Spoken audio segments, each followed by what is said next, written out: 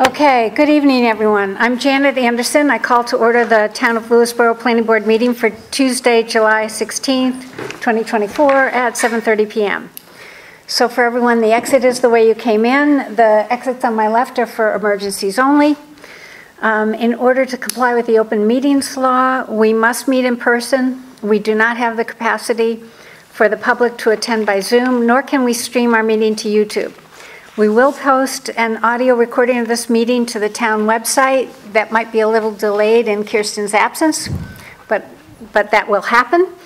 Materials at this meeting are also available in the agenda packet posted for the meeting, and members of the public can always express their views by mail or by email to planning@lewisborony.gov. Unfortunately, Kirsten Conrad, our planning board administrator, will not be able to attend tonight. However, she confirmed that the meeting has been duly noticed and legal notice requirements fulfilled. Joining me tonight from the town of Lewisboro are members of the planning board, Paul Fusco, John Guzmano, Charlene Indelicato, and Bruce Thompson. So we do have a quorum, and thus we can conduct the business of the board and vote on any matters that come before us. We also have our consultant, Jan Johannesson from KSCJ Consulting, and we welcome Council Jenny Gray, who's filling in for Judd Siebert. Thank you for doing that. And also the CAC Chair, John Wolf. Okay, so the first item on our agenda is a decision, calendar number 06-01PB. This is T-Mobile Wireless Communications at Leon Levy Preserve, New York State Route 35 and 123, South Salem, New York. And this is an application for a special use permit approval renewal for the T-Mobile facility at an existing cell tower. So, hi. So this came before us in March. We had a public hearing open and closed in June. And we asked Jan to prepare a resolution, which has been distributed. So, and I will say that one thing that Jenny caught is it had the wrong public hearing date on that, and that has been changed since the resolution was distributed to the board. But I'll ask Jan if you can hit the highlights. So this is a, as you mentioned, special use permit renewal for the tower, sorry, for T-Mobile's facility on the existing tower at Leon Levy Preserve. There's no proposed modifications or improvements. The board had approved the resolution in September of 2016, which was the last 5-year renewal. This actually expired and the applicant reapplied. They had submitted to the board a RF emissions report, updated structural analysis, and as-built survey of the facility, both the site and vertically of the tower. The resolution makes reference to the public hearing, which was open and closed last month, and it's a type 2 action under SECRA. Because of the modifications made to the zoning ordinance a few years ago, these matters are now administered by the building department for co-locations, so this resolution does not include any further renewal requirements, and it's extended indefinitely. Great. Have you seen, did you get a copy of the resolution? We got a copy of the resolution today, and we have no comments. Great. Okay, any discussion? I'd look for a motion to approve the resolution as just described by Jan. I'll make a motion. Go ahead. I so move. Okay, and I'm going to, because Kirsten isn't here, I'm going to try to say everybody's name, so remind me if I forget. So that was moved by Charlene, seconded by John. Any further discussion? All in favor? Aye. Aye. Okay. Thank you very much. Have a good Thank night. you.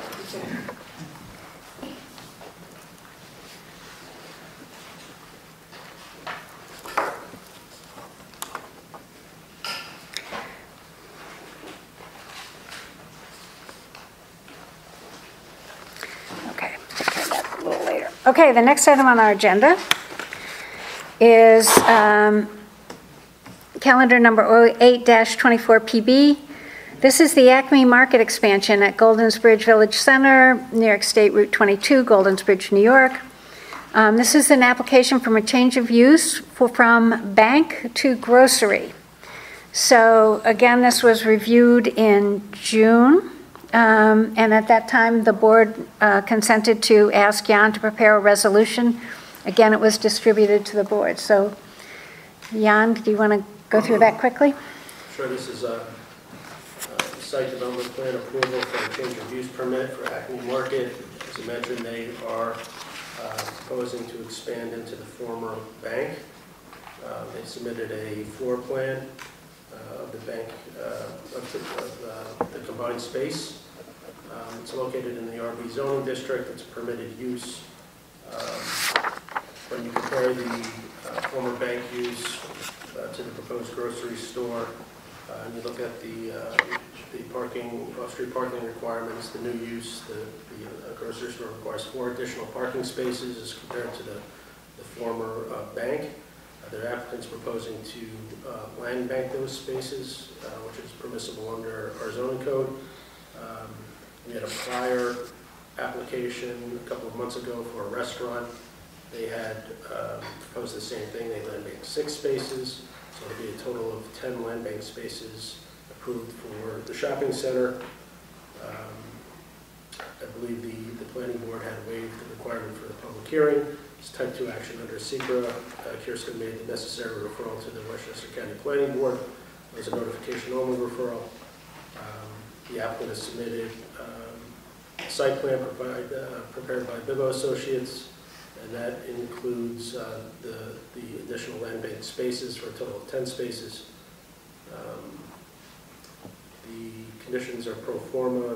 The only kind of unique condition is the legal instrument that's required under the zoning ordinance for the land banking of parking spaces, which kind of just puts the property owner on notice of that requirement.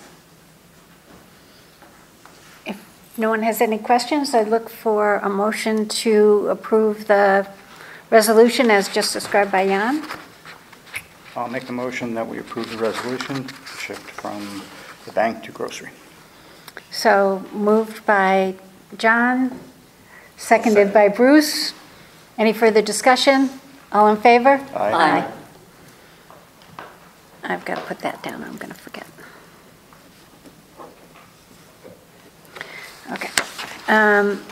The next item, so we had continued a public hearing until this month from last month, but we had said it might be not until 8 o'clock. Do I have to skip? Should I wait for any members of the public to get here, or can I move forward? It was publicly noticed initially, right? You opened it last month? Yes. Yeah, and everyone is aware of the start time of the meeting because of the agenda, so I think you're okay to proceed. Okay, great. Thank you. Okay, so this is a continuation of public hearing that was opened in June. This application was before us in March. We had a site visit. We reviewed it in both April and May. We did refer the matter to Pound Ridge. We did open a public hearing in June on both Phase 1 site plans and the subdivision, and we asked Jan to prepare a resolution on Phase 1 for tonight. So before I go any further, is there any member of the public who would like to make a comment on this? We do have one name, and it's Don. Come on up. Come on up.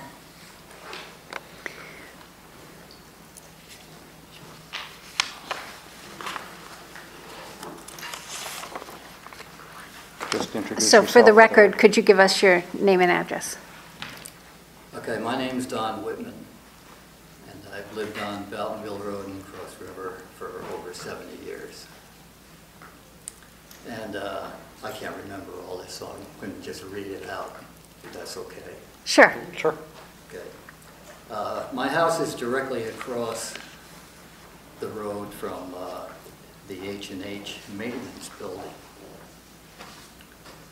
And I'm very concerned about the increase of traffic on Beltonville Road South as a result of a potential yes vote on the H&H proposals.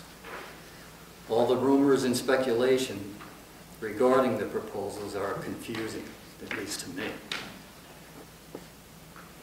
For example, in which town exactly are the buildings going to be built, or going to be located? And will the town of Lewisboro be receiving any tax dollars from the owners of the land? And who exactly owns what is known as the paper road that was originally intended to be an emergency access to the former Barrel property that was probably put in the 50s or earlier than that? Does H&H Farms own the property due north of Mr. Reed's property, or does Dan Janelle own it? Is it in the town of Lewisboro or Pound Ridge, or both? Because, you know, there's rumors that Lewisboro and Pound Ridge have some kind of deal about the sale of the property or the potential paper road there. I don't know exactly. And I have heard that reconstructing the old paper road as access to the H&H property is not feasible, in quotes, or it is too steep, or there are drainage issues, or state Department of Transportation will not allow it. Well, I believe anything is possible regarding access to one's property. I do not believe the increase in traffic outside my home will be minimal. To the contrary, I believe in time it will increase exponentially. Over the years, I've had several incidents with the maintenance personnel of different owners of that land. They have plowed snow and gravel across the road, onto my lawn and up to my hedge. They have worked on their cars and revved them up until 11 o'clock at night. One day, many years ago, a modular home appeared right across from my house. Several years later, it burned down. But I wonder now if the town of Lewisboro ever received any taxes for that house.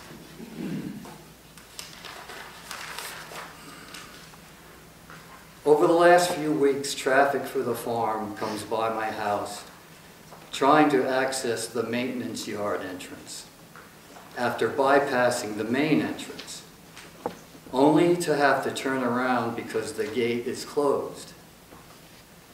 Then the backup alarm on the vehicles starts beeping, and half the time they turn around in my driveway. As I'm writing this, today, there has been a vehicle idling by the maintenance building for over an hour. And it sounds really great. And it was there, I think, to move one of the horse trailers. But it sat there actually unoccupied for an hour, just idling. And I wonder why H&H Farms would want to subject their neighbors to any increase in traffic and noise. Why would they want to force their clients to navigate the turn onto Boughton Railroad South with horse trailers? Basically, it comes down to what the town of Lewisboro has to gain or lose from this proposal. There needs to be some kind of transparency. I would hope the town of Lewisboro and the planning board in particular would do everything possible to satisfy the taxpayers of Boughtonville Road South. I have witnessed Cross River evolve from a quaint, quiet little hamlet into a siren-filled town with endless traffic, cell towers, condominiums, a banner-laden gas station akin to Yonkers, and a shopping center. None of that was there when I grew up. Those of us old enough to remember how it used to be realize the quality of life has decreased in Cross River. I never wanted to live in the city, but the city has come to me. The planning board should encourage H&H Farms to pursue the idea of an access road or driveway from Route 121 before giving the okay to their proposals. Thanks. Thank you. Thank you. Okay, has anyone else come in that would like to speak at the public hearing on Double H? Okay, I will just say one thing. The only thing tonight that we are really having the public hearing on is on some what we're calling phase one improvements, which are a reconfiguration of some of the paddocks and the show places where the horses will ride. There are no new buildings being considered now. And so that's what we're really focused on. The other half of the I don't know if they're half, the other portion of the public hearing is to talk about the subdivision. So we're considering those two things. There will probably be a future proposal that will come in and have more changes for the Double H, which will include buildings, and we will probably have a public hearing on that when that proposal comes in. But right now, it's a fairly, it doesn't include any changes really to any buildings. It's just field regrading and handling. I will say that, you know, I think we don't have our building inspector here, but he is really the code enforcement officer. So we do have codes that say you shouldn't idle for, I think, more than 3 minutes, but it's something like that. So, and we have things that say, you know, certainly if someone is plowing debris onto your property, that would be the appropriate path to take would be to talk to the building department as a code enforcement officer, because that certainly is not part of the code. But again, it's what we're dealing with tonight is not so much, and it sounds really unfortunate that you had that past behavior. I'm sure that Charlie will convey that set of concerns to As a matter of fact, what I'll do, if you want to give me your contact information, I'll give it to our barn manager, and this way you can, and I'll give you his contact number, so you can contact him if you have any problems. The problems that you've been referred to in the past, I can't really speak to, but let me get you the barn manager's number and give you his, and you give him yours as well, and I'm sure if there are any problems, we'll address them right away. Okay, but the main issue, as you heard, is the entrance right. to the property. And, you know, going forward, you know, phase one might be a small thing, but once we get committed to one thing, and then there's, you know, really no telling what can happen next. And I can, you know. I hear you, but you know, yeah. And maybe one of the things, this having a gate locked so people have to back up, maybe there's a way to Let them know ahead of time. let them know, or sort of indicate to people that they should be coming. If you heard the concern. exactly, and I'm going to convey that concern both to my clients and to their barn manager, who's there on a daily basis. Great. Okay. So Okay. that's not a problem. And the other issues, as you know, I did respond to in my July 11th letter. Did see that. Okay. Okay. Thank you. Anyone else speak, or are we ready? Does anyone? Okay. Anyone else want to speak on this matter? Okay. Nope. Oh, yes. Come on up. Could you Sorry? also write your name down, too, because we do need to try to keep movie.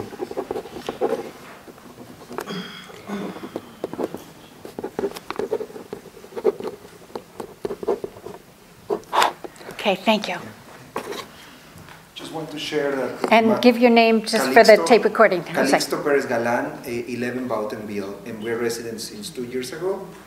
And we're very happy in the neighborhood. And as the previous person, Don, already mentioned, we are concerned about the changes in the character of the neighborhood. And we would like to really understand more about what are the changes that will happen through time.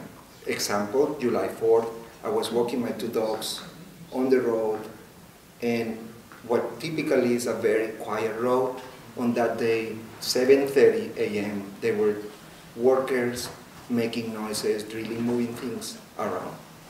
So I understand it's the phase 1 that we're discussing today and that we're sharing comments, but definitely it's important for us to understand what is coming in the future and what are the implications of approving phase 1 for the character of the neighborhood in general.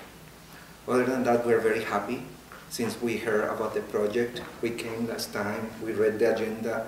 The plans sounds very beautiful, the pictures and everything. So my husband and I are very excited about having them as neighbors. It's more about understanding what is happening with the character of the neighborhood. I appreciate it.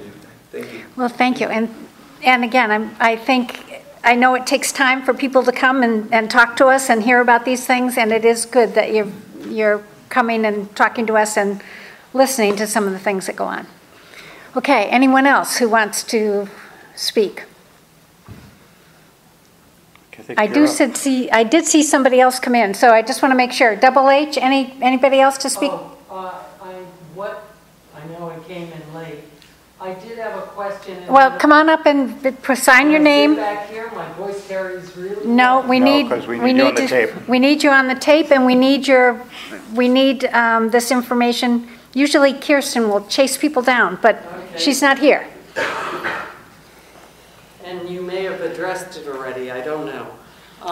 Your name, and come on up and sign it, please. Sign in here. Yes.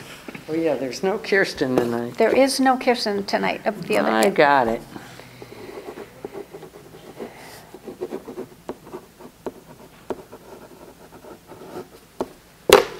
Okay. Yep.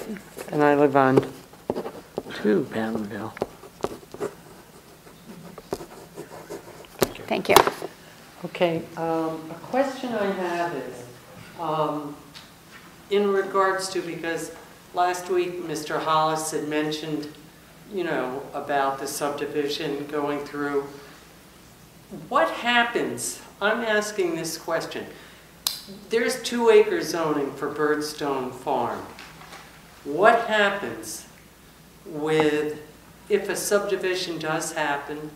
Does it revert to can they apply for a different zoning down the road then?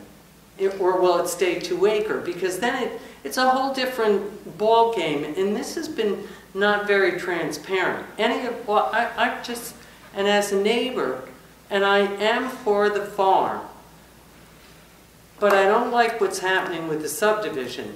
I don't feel there's enough transparency. I feel as though the people who bought the farm, and it's not Quentin and Casey that I'm upset with, it's the shadow people. I mean, I know Charlie's representing, but Charlie's really not their attorney. And we just don't know. Now, I was there when the shadow people bought the farm. But now, when Mr. Reed mentioned the first time about that he'd do a conservation easement, that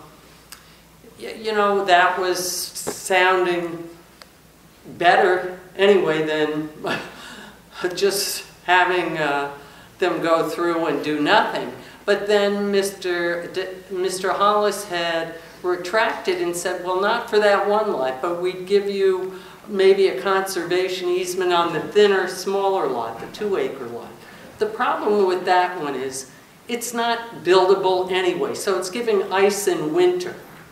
So that leads me to believe, again, Mr. Reed, who, because they've retracted it, I have to be nervous that down the road, that should this subdivision happen, the zoning, he's going to apply down the road, reapply down the road to have the acreage, the zoning acreage, put to a different, where it's like 3/4 acre lots. And then it ruins the whole neighborhood, and it affects me as an owner of a property because it brings the value of the neighborhood down.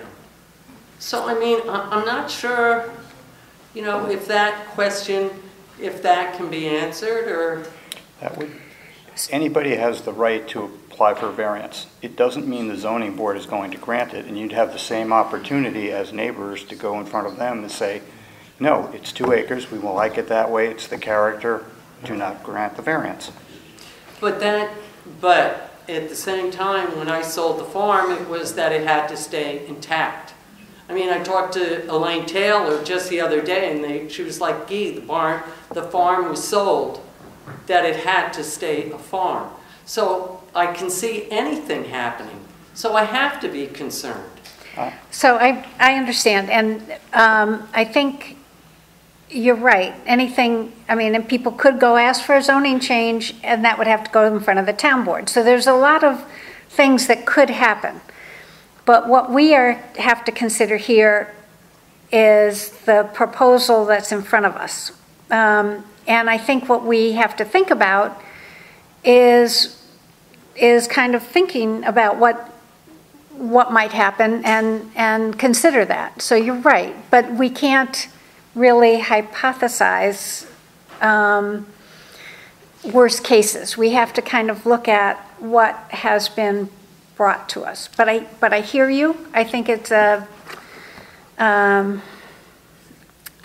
I understand why you might be concerned, especially if you thought one thing was happening with the farm and something else happened. Exactly, but on top of that, when Mr. Reed even applied, he was worried about, the farm, and I'm going, what are you worried about? A horse farm right here. What are the horses going to get out and attack you? I mean, what is he afraid of? That made no sense to me, and none of this has made any sense to me.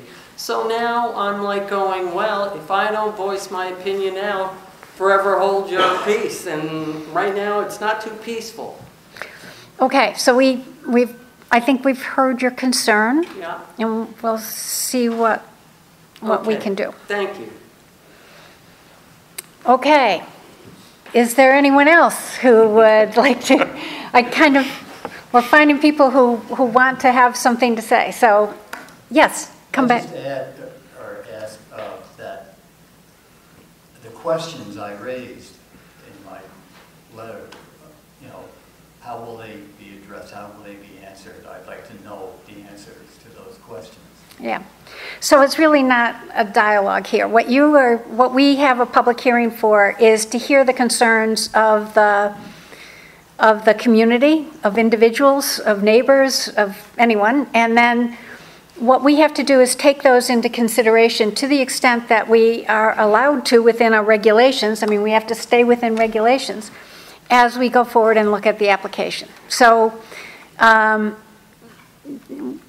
we're probably, I know it's not what you would like, but we probably won't answer one by one. I think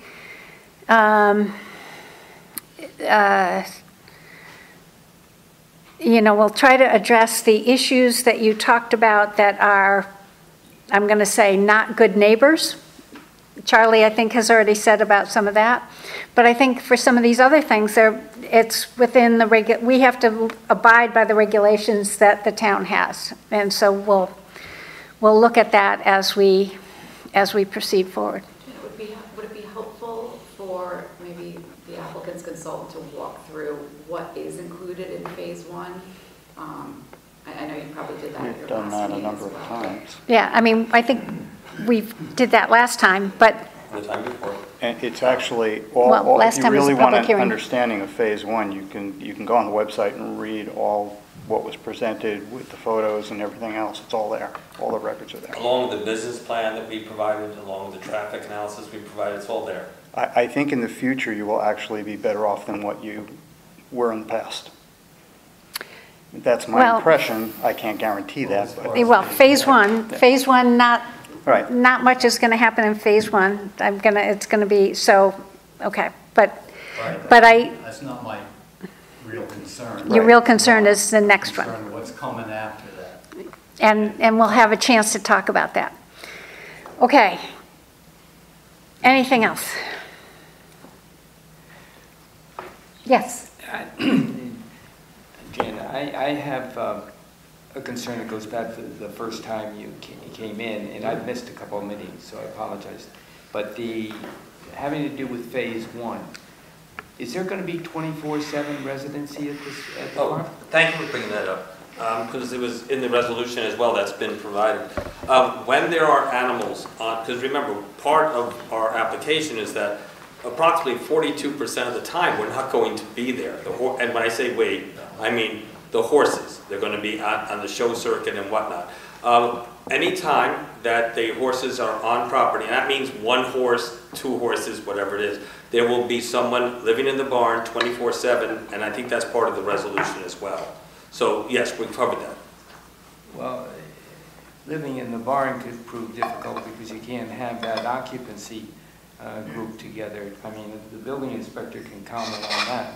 That was checked out, and that is a legal residence in there. It's an existing condition. Existing condition, yes. Three-bedroom apartment inside the barn. Oh, Yeah, the existing, yes, it was pre-existing. We found the records with the town of Lewisboro. So there will be people, when there are horses on site, there will be people there 24/7. I think the resolution actually requires it too. Yes. Yes. Okay. Okay. Thanks. Any other questions on this? Okay. I get nervous when I see a pile of papers. Who? You. What would you like to tell us? Well, okay, so number one, that's your resolution. Yes, I know. This is just the one that when I responded to the questions before. Right. I was just looking, there was just one thing in a whereas clause. I spoke with Jen, I spoke with Jan, but about if you're not processing the subdivision application now, it may or may not be part of phase two, because as you point out, and as neighbors are showing, we're a ways away from phase two. One of the good things in the sidewalk is you identified some significant trees. So we're going to go back to the drawing board. As I mentioned to you, we've retained new architects, so we're not ready there. So our phase two may be some time off. So you may just want to say that it'll be processed independently. That's the only thing. It's in a whereas clause. It's not a big issue, but just wanted to bring it up, or Dan was going to bring it up. But other than that, the resolution is fine the way it is. Okay. So I have confirmed, I believe, with council that we can close a portion of the public hearing, and that be the portion on what we are calling phase one. Of the double H application. Of the double H, and then keep the subdivision application open. And I do have some questions on the subdivision application. Perhaps maybe we should talk about that now before we close it. Okay, not sure of the sequencing. So on the subdivision application, we just did hear some questions about what might happen going forward. And I believe our code allows us to request that we have kind of a build-out analysis of what might be a future consideration. What if the subdivision happens, not what will happen, but what is possible, what would fit on the new parcel. And I think, I personally, I don't know if the rest of the board would be interested in seeing what that was, and it does sound like some members of the public would like to hear it. So again, I believe our code does allow us to ask for that. I'll get to that. Hello again, my name is Pete Daniel Hollis, a partner at Gettinger, Waldinger, Monteleone, Goshu, and Hollis at 118 North Bedford Road in Mount Kisco. I represent Kevin and Felicia Reed. Mr. Reed is here with me in the last row to my right as I stand here. For the record, I'd like to have my letter of July 9th considered part of this record. You've already received it. I hope you've all had a chance to review it. I'm not going to get into any dialogue with Ms. Manning on the ad hominem attacks against the shadow people. She knows who they are, professional competitor. So let's just call this what it is. That's number one. and as her ad hominem attacks against Mr. Reed about what he may or may not do, he's accumulating this property to get quarter-acre zoning, is ridiculous. He's spending $650,000 to buy a piece of property, 6.9 acres, to buffer his own property so it will remain open to him and will not be used for farm purposes. It's that simple. My letter, addressing your point, Madam Chairperson, is addressed on page 4 of my letter when I talk about the case of Ronsval versus Blumenthal. In that case, if you have it handy, if you haven't, or if you don't remember it, the property owner proposed to divide a property into 2 lots and build a 2-family house on each lot, both of which would comply with all applicable zoning requirements. Remember too, the merger, this is a merger of this 6.9 acres. No new lots are being created that can be built on. That's so important to remember. The planning board in the Ronsville case denied the application based upon a perceived density increase, additional traffic, projected parking problems, and a belief that the buildings would occupy too much space and would be inappropriate for the neighborhood, despite the city's Department of Planning and Development recommendation otherwise. The appellate division, second level of review by a court, found that when a type of land is authorized by the zoning ordinance, an application cannot be denied due to fear of problems normally associated with such use. Thus, a board may not unconditionally restrict development where the petitioner has complied with all existing regulations. So for you to ask me to do a study of when you know well what this property is being acquired for, and if Mr. Reed or whoever owns that property 20 or 30 years from now wants to subdivide it, they have to go through whatever process is in place at that time. The math is the math. It's 18 acres approximately, right, if this goes through. To come in with a pro forma subdivision for 18 acres when there's already an iconic house and barn on this property, let's just understand what this is. Let's get a degree of rationality, proportionality, and applicability here. I just don't think it's appropriate. And I'm not going to answer the questions about the shadow people or any of that. That's all. And I'm not asking you to answer those questions. What we're asked you about, and so I think you're kind of acting as if we've denied something. We are trying to get the information that we would like in order to make an informed decision. We are not, I think comparing our questions to a case that involves a denial. It's a caveat. It's a yellow flag to just be.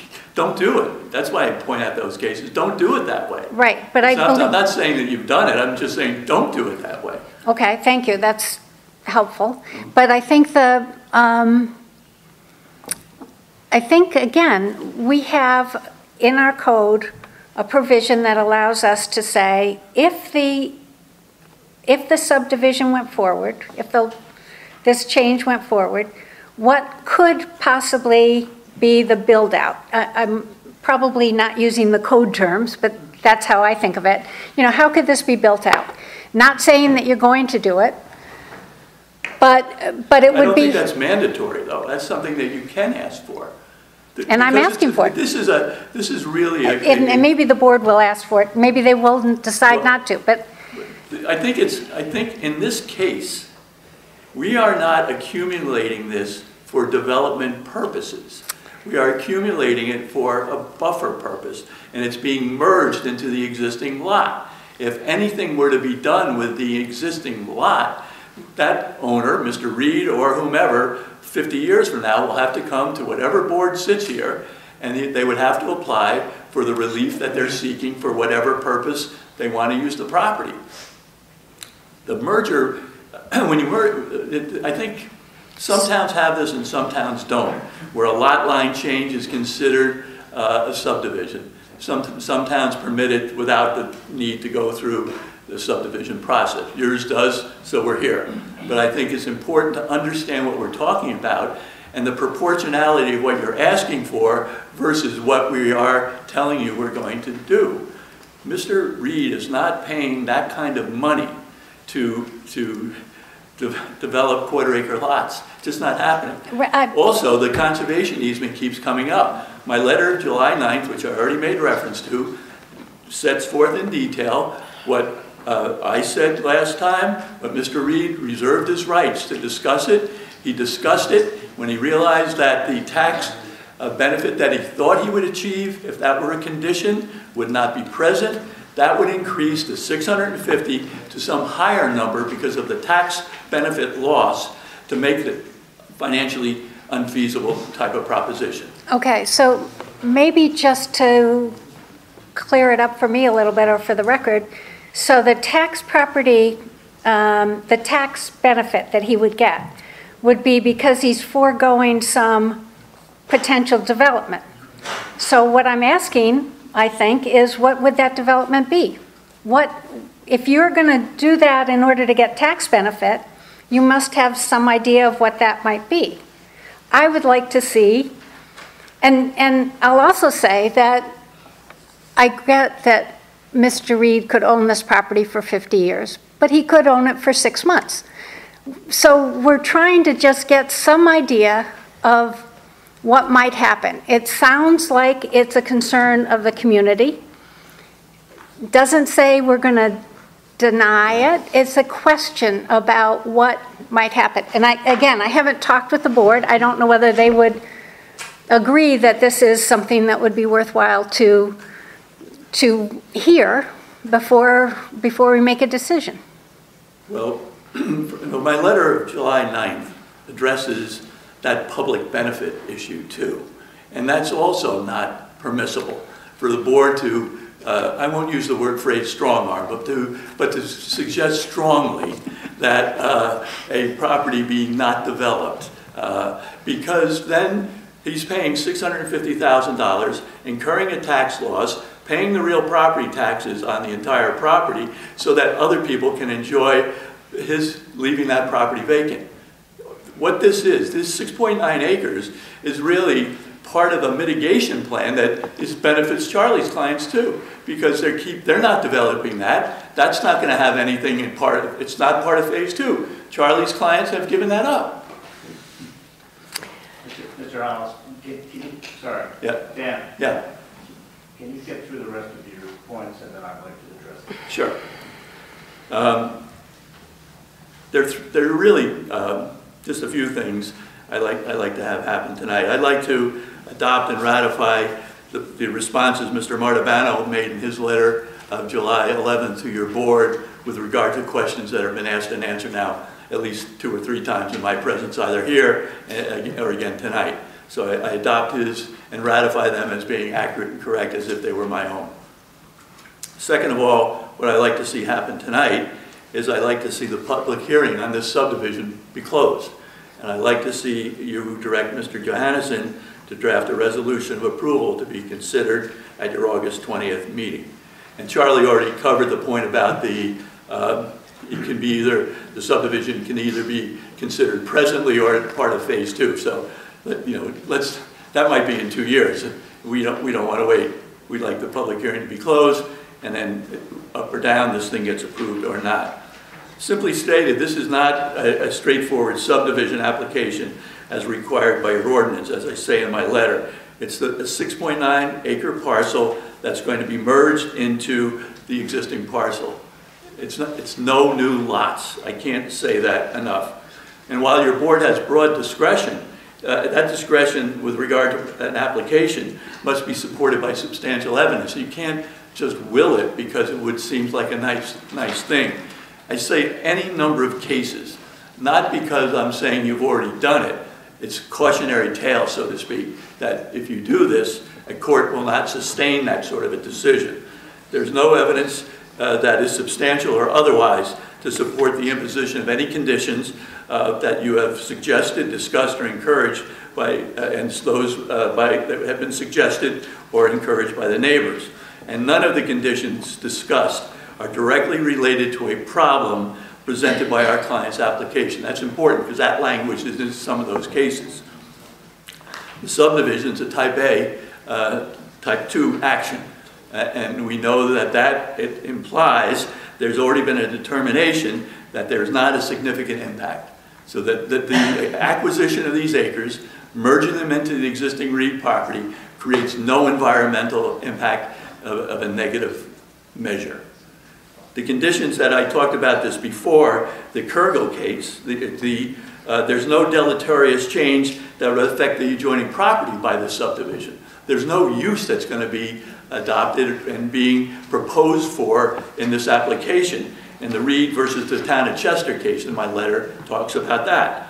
Also, the conditions must be imposed, quote, so long as there is a reasonable relationship between the problem, and what's the problem, sought to be alleviated, and the application concerning the property.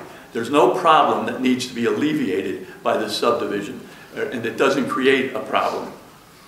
And the board may not unconditionally restrict further development where the applicant has complied with all existing regulations. The hypothesis and the dream vision that some neighbors, Ms. Manning in particular, has with regard to the property just isn't the reality of the case that's before you. And we're conflating that dream sequence into this consideration. The conservation easement, reservation of rights, I didn't say he would do it. I said we would take it under consideration. And my letter of July 9th talks about the conservation easement. And then the McKenna v. Hines case that I mentioned, as well as the McCall and White case, talk about you can't impose an easement or a restriction when there is no plan for anything other than a merger. For to do so would be essentially dedicating the property for public use and benefit, and asking Mr. Reed and Mrs. Reed to pay for it. And then the Rodensville case said the same thing. I already talked about that. Yeah, we did read your letter. I will say that. Well, I'm glad. Okay. But you Go ahead. perhaps maybe missed the point, because that's why I needed to reiterate it tonight. So that's why repetition is the mother of learning, the nuns told me a million years ago. So it benefits all of us, perhaps. You know, local community opposition, too. And I addressed this in the letter. Local community opposition is not the basis for imposing a restrictive that would create a public benefit or denying this.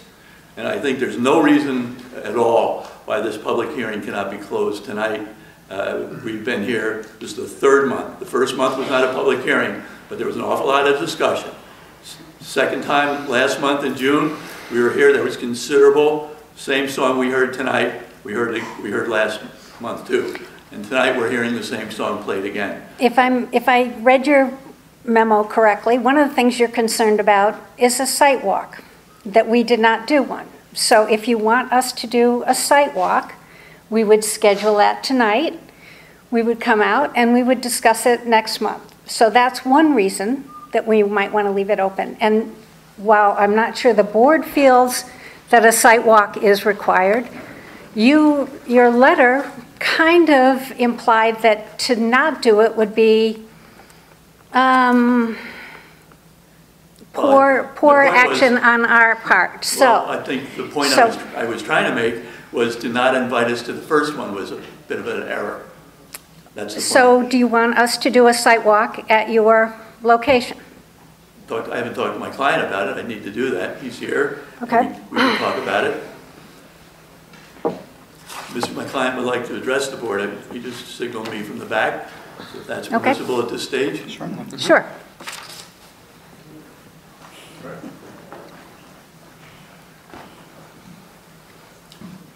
So it's good to get back in front of the board. I apologize, I was unable to attend the public hearing.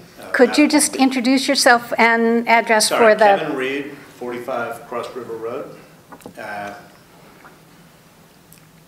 think everybody knows who I am. I'm a co-applicant of this application. We need it for the tape, that's all. So you need me to sign? No, I can, yeah, and actually, that would be great. Okay. I thought that was only for public comment. It might only be, but That's okay. Kirsten's usually the keeper of this. Okay. So look, Mr. Hollis laid out, I think, very clearly the legal arguments for why I believe you are denying me something. But I'm going to try to speak in plain English here and answer any of the questions that the board has raised, any of the concerns that have been raised by the public, which seems to be public at this point, or everyone who's spoken up virtually, has been a resident of Fountainville Road. And I said it when I spoke at the first meeting, which turned into a quasi-public hearing because there were people who spoke at that who were not a party to these transactions or this application. So this is effectively a third public hearing from my perspective. You know, I was blindsided. I said this before because I thought this was extremely straightforward. I was so blindsided I had to, you know, bring in a land use specialist because Greg Monteleone is my real estate attorney who helped me with the purchase. And, you know, it quickly became clear that there were all sorts of, you know, people conspiring to knock this off course, so I brought in an expert. And I'm prepared to continue to bring in experts until we get a satisfactory outcome here. So I want to make it clear, I am not seeking to build anything. I am not seeking a zoning variance. I am simply seeking to buy a piece of land that I contracted to purchase from the prior owner before Double H Farm contracted to purchase the farm. And Double H knew that this was part of the transaction, and so I just want to make that clear. In terms of, let's get a reality check here. I have invested several $1 million in my 1829 Federalist house, my 19th century barn, extensive outbuildings, and grants at 45 Cross River Road. Several $1 million since 2020. And my objective is to protect that investment, to protect my property, to protect my house. I am surrounded on 3 sides by Double H Farm. 3 sides. And on the 4th side by Route 121 South, and then the state reservoir land across the street. I think it's safe to say that most people in this room, if you're surrounded on 3 sides, you kind of like to know what's going on and have some control over that. So I did contract, as I said, over a year ago, to agree a very high price of $650,000 for what is essentially completely unimproved land. Completely unimproved land. And I did that so that I could control it.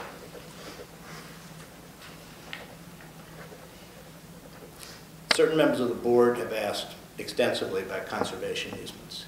And I correctly, when I was here, I said I would consider a conservation easement. I have always thought that was a possibility, that I put conservation easements on this. I have no plans to develop this land. The reason, and I asked Mr. Hollis to put it in his letter to the board, and I'm telling it to everyone here because I've had people say, oh, first he was going to do a conservation easement, then he wasn't, what's going on, there's no transparency, yada, yada, yada. I was very clear, and I want to make it clear because, Ms. Anderson, I'm not sure that we've clearly expressed what this means, because you suggested, well, clearly Reed has a plan to develop it, and he's going to give up those development rights, and therefore he's going to calculate the tax benefit. There's no such thing, okay? I know I am paying more than market value, for this land because of its value to me in controlling my surroundings and in keeping this area as pristine as I can. So I am paying above the odds for that. I took some tax advice, and I did reserve my rights because I was somewhat blindsided by that at the end of the May hearing. Would you put a conservation easement? Are you going to have it recorded on the plat? I said, I'll look into it. I checked with my tax advisors, and quite simply, to put it bluntly, that it is extremely likely that invalidates any tax deduction, which, as you know, is typically a way to offset the cost of making such conservation easement donations. So that would effectively drive up the cost of this land, not higher than $650,000. It would keep it at $650,000, and I'd pay higher taxes on it. And I would get no tax benefit whatsoever for that. I did not bargain for that. My contract to buy this land is unencumbered. And so effectively, you're asking me to do something that's uneconomic for me. So I want to make it clear. I didn't change my mind. It's not a bait and switch. It's not a lack of transparency. I don't have any grand plans to develop it. So let's talk about what theoretically could be developed and what really, would be of anything. Theoretically, my property now is a little over 5 acres. This is 6.9. It would take it to around 12, plus or minus. But let's call it a full 12 acres. So theoretically, as I understand that it's all 2-acre zoning, in theory there could be 6 2-acre houses there. Now, I've heard some comments at either the May meeting or the June meeting that I listened to the recording on about somebody being concerned about a whole bunch of little houses and 1/4-acre lots. This is ludicrous. And some of the people making those comments live in some of those little houses. I have the largest lot on this stretch of this property road by far already. And I happen to think, personally, some of those small houses on half-acre lots are some of the most charming houses when you're coming south just past the reservation. I love those little houses, So, people say, oh, I don't want a bunch of dinky houses that are going to, trash the neighborhood. I find that ludicrous. But again, with my basis in my house and property of several $1 million, I'd be out of my mind. You really have to separate speculation and what's going to happen 50 years from now. I'd be out of my mind to do something like that. But in theory, and the piece to the south of me is less than 2 acres, so it's not buildable at all, even by rights, unless I took some land from my existing property. In theory, the land to the right could accommodate, to the north, could accommodate 2 houses in theory, 2-acre lots. But again, those would be the largest lots and the largest houses on that stretch of 121 by far. Okay? But I am not doing this to do that. It is uneconomic to do that. By profession, I am a real estate investor. By profession. We look at the numbers. It doesn't make any sense. My investment in this house and grounds is probably not economic. I do it because I love it. I'm a preservationist. I love the character of the house. You don't buy an 1829 house and spend a couple $1 million to then trash your immediate surroundings. So all I'd say is, for the record, get real. Okay. Sorry, I'm not done. No.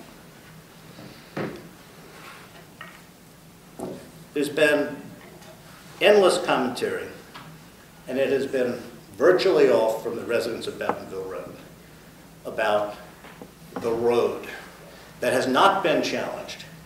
And I believe this is completely unsubstantiated, self-serving, and it's been spoken by residents of Bentonville Road, including Ms. Endelicato, who amazingly sits up here in front of this in judgment.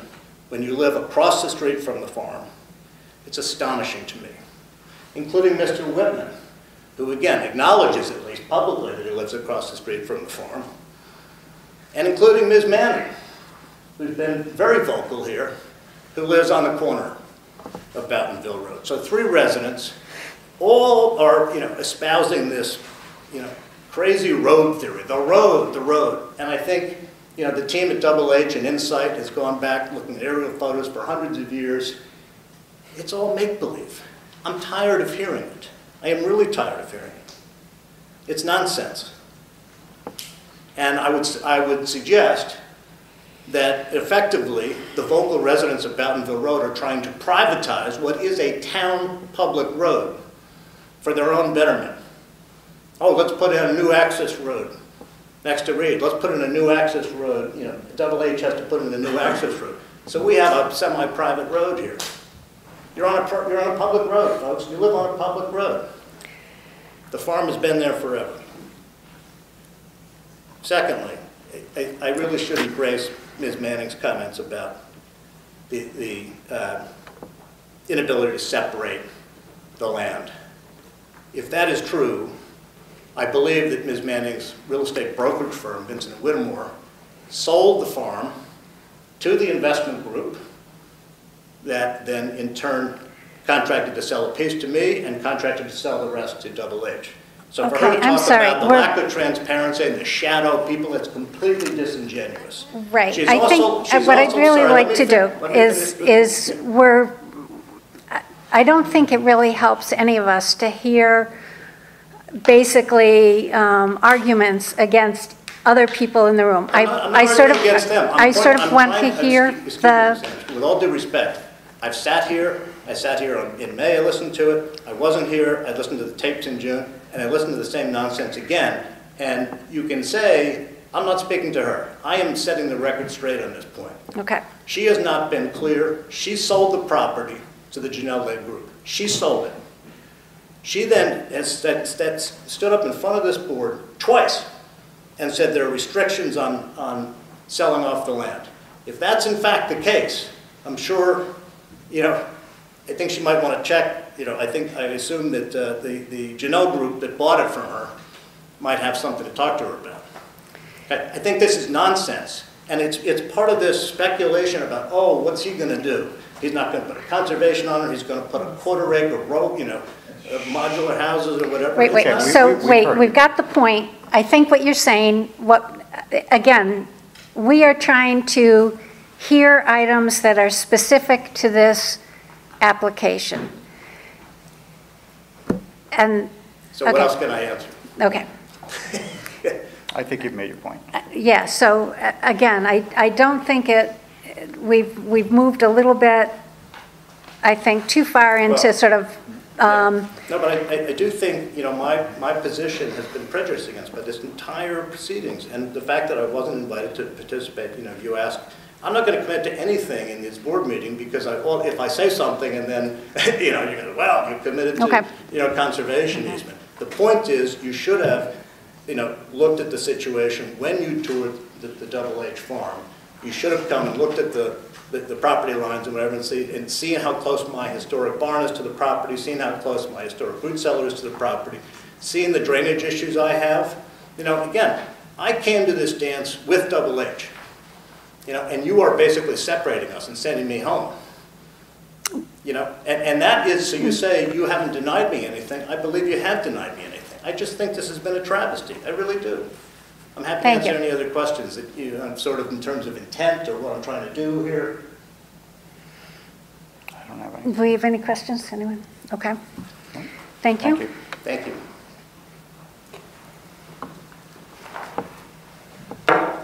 Anything else? I don't, at this point, May yes. I make a statement? Yep. After reading your letter, Mr. Hollis, I reviewed the town code for ethics. I sought an opinion from Keenan Bean, from Judd, who advised me that it would be my decision on whether I could be impartial and independent. I have no financial interest in this or other interest in the project, especially in the road, because it has nothing to do with me. And I will make my decision and base my vote on information provided, the discussion statements that we have here on the board, and the guidance provided by the planning consultant and the legal team. Therefore, I'm not going to recuse myself. And I would also state that I have, as a board member, the prerogative to ask questions. I did not vote on anything. I asked a question as to whether you could do a road there. Once it was answered, actually, my interest is we don't know what the project is because phase 2 hasn't been given to us. Don't know if the property that Mr. Reed has would be really of any use to the property in case a sewer has to go someplace else, in case a well has to go someplace. And I'm not saying it does, I'm just saying I don't know. And that really is an issue for me. Mr. Reed, I don't understand that if he had a contract prior to the sale to Double H, my understanding was Double H owns the land. Correct. Okay. And the contract is with Double H. Okay. Because I just don't understand. I have no, if you don't want to tell me, I just don't understand. I think. I'm an attorney, by the way. Okay, great. I don't believe that contract that Mr. Reed is referring to took place before we owned the land. I think it took place, I understand that. I think very close in time to when we closed, But that contract is between the former owner and Mr. Reed, okay? And we have a contract with the former owner as well. And, but I don't believe that that took place. We were the owner of the property when we entered into the contracts. We being Double H. So, but the contract is not with you for his, Mr. Reed's, so the contract is with you? So we have a contract with our original seller to sell the property back to them, so they in turn can sell it back to them. Okay. But so that we were at all times the owner of the property. And I would ask the attorney, is that a co-applicant situation, or is it contract vendee? I don't think the contract structure is in any way relevant to the site plan or the subdivision application that you're considering. Yeah, I just didn't understand it. Right. I just think that Mr. Reed may have the sequence wrong. Okay. Right, as far as the transactional mechanism, that's not, relevant to your board. But as far as the co-applicant, so Mr. Reed, Mr. and Mrs. Reed are co-applicants on the lot line adjustment, the subdivision application. Got the it. site plan Thank you. application is Mr. Martavano's client. Thank you. Thank you. I think that if I just might go back to one point, I think Mr. Reed was just defending himself against things that people said about him. He didn't launch it. So I really don't think he should be taking the task for being strong in his defense. He had the right to do that, just as others have the right to say what they want to say. There's a right to defend yourself, and he did. Okay, I think but it seemed like it was getting repetitive, and well, I think that this whole process from right. Thank you. has been more than repetitive. Okay. Thank you. We made your point. Anything else that you have for us? Come in. Okay.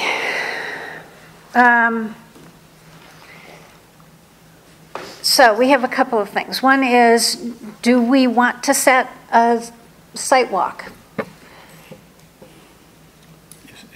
Is there, what are we going to achieve by the sidewalk?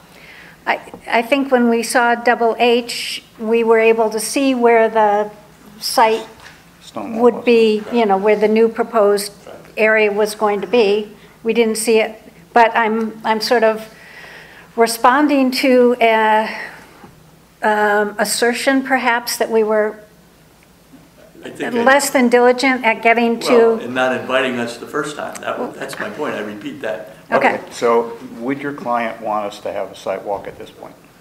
Like I said, You're going to ask him? Yeah. I think We'll get back to you on that. Yeah. Depends on what happens tonight. And again, I want to emphasize that, the damage has been done along with all this other. Okay. Damage has been done. So I don't know what's gonna, I'm sorry. I think the point I would make on his behalf is that this is a co-application. We should have been invited the first time. And had we been invited the first time while you were looking what Double H was going to do, my letter says this, you can take a walk over to Mr. Reed's property as he currently owns it, see what the benefit to him is by acquiring the 6.9 acres, and understood why this is a whole lot of lots about something that really is not much except him spending money. Okay. I think especially if we have a potential site visit that would happen, I would feel uncomfortable closing the public hearing on the subdivision. It seems to me we didn't really hear an answer to whether or not there would be a willingness to provide us with some build-out analysis. Do you really want that? I don't. You don't want it? I don't personally need that because I think there's a mechanism in place that if they merge the lots and then down the road they want to subdivide it, they've got to go back through a process. They've got to get a variance. So I think the guardrails are there. Right, but there's right now a capability of doing, because our code has allowed additional homes on one parcel. So there could be some development there that we don't, that could happen. But No, you'd still have to go through. not if it's a single family, That's- only if you divide it. I'm uncomfortable doing it that way, Jim. Doing, Yeah, doing that, I don't see, I would like to see the property. This suggestion came from the owner of that property. Perfectly happy to go out and take a look at it. And it could very well be that this doesn't need to be going any further Okay. than that, period. I think you can close the Anyone public else? hearing and still have a sidewalk. Anyone else? It's just, My issue is, we don't know what Double H is doing, because we don't have complete plans. And sometimes, like, and there are wells, et cetera, and residents, that may not be appropriate in some places and more appropriate in another. But that They would- still own the land. But that would become, That's not our. if we went through That's not our this merger, We don't have that authority. then if there's an issue with wells or that, that's Double H's problem. exactly. That's not our problem. Right. We can't protect them from doing something wrong to themselves. You know. And you can't protect the future indefinitely. Just like I Right. can't control from the grave what my kids and grandkids Yeah, do be with careful, whatever those names are meager gonna come back for you. resources I Right. give them. Yeah. You've been very quiet on this. Yeah. Okay, so what I would say is, especially if we might have a site walk, I would like to look for a motion to close the Phase 1 portion of the public hearing and continue the subdivision portion until we find out more, perhaps, by next month. By finding out more, what do you mean? We might go on a site walk, we might not. We might have some more information. I don't know. But I think at this point, I'm comfortable closing the Phase 1 side. If we go on a site walk, I would like to have that knowledge before deciding on a subdivision. And if there's a potential for a site walk, I think that I would like to leave it open. But don't think So you did have I to, hear, though. go ahead. I don't Why think- can't we make the decision about going on the sidewalk right now? Because the applicant hasn't agreed to allow us to go on a site walk. Isn't that part of the application? Don't they have to allow us? Oh, I missed something. Isn't that, they can't deny us applicate, right? Once they submit the application, are we allowed to be on a sidewalk? I don't know for subdivision, I only know for site plan, so it's, The consent of the owner of the property. Just give them a second, I think. okay, so, Okay. so do we have a motion to And close the Phase 1 portion of the public hearing? So move. Any seconds? Seconded by Paul. Any further discussion? All in favor? Aye. I'm sorry, I left for a minute. Okay. Apologize. What happened just now? We That was just the phase closed one the- closed. Close Phase 1. Thank you. Close 1, I okay. apologize.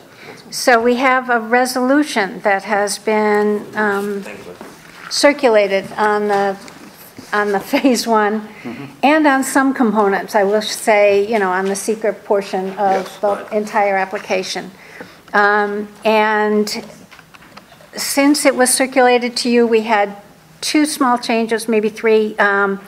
The name of was originally Double H Farm singular, it's now Farms plural. That's correct. And we also changed northwest to northeast. But other than that, the resolution is as it was circulated. I don't know if you want to hit the highlights of it. Jan? This is a resolution for site development plan approval, wetland activity permit approval, and a town stormwater permit, Double H Farms LLC. The resolution describes the property owned by Double H Farm as a 44.12 acre parcel on 20 Bowdenville Road in R2A zoning district. Is owned by Double H Farms. There's an adjacent parcel, 17.4 acres, located in the town of Pound Ridge, that's under common ownership. Resolution makes reference to a memorandum received from Pound Ridge Planning Board, July 12, 2024, regarding the future use of a portion of the property located in the town of Pound Ridge. The property is located in the Westchester County Agricultural District. The resolution describes the existing improvements on the property. The the applicant's proposing a riding academy use, which is thoroughly described in their business plan on Double H letterhead dated April 24th, 2024.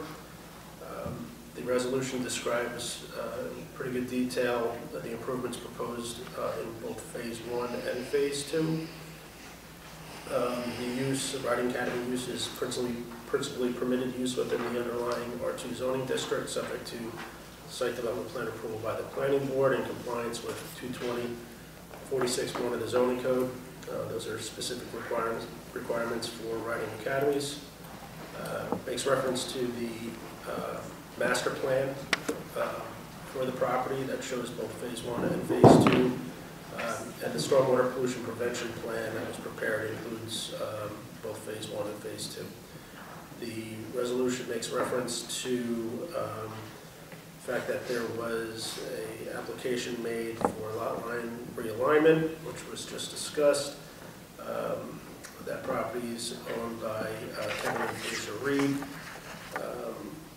And it's developed with the single-family residence and ancillary structures. The proposed lot line realignment will transfer approximately 6.9 acres from the applicant's land, that's Double H, to Reed, resulting in the Reed parcel being increased to approximately 12 acres.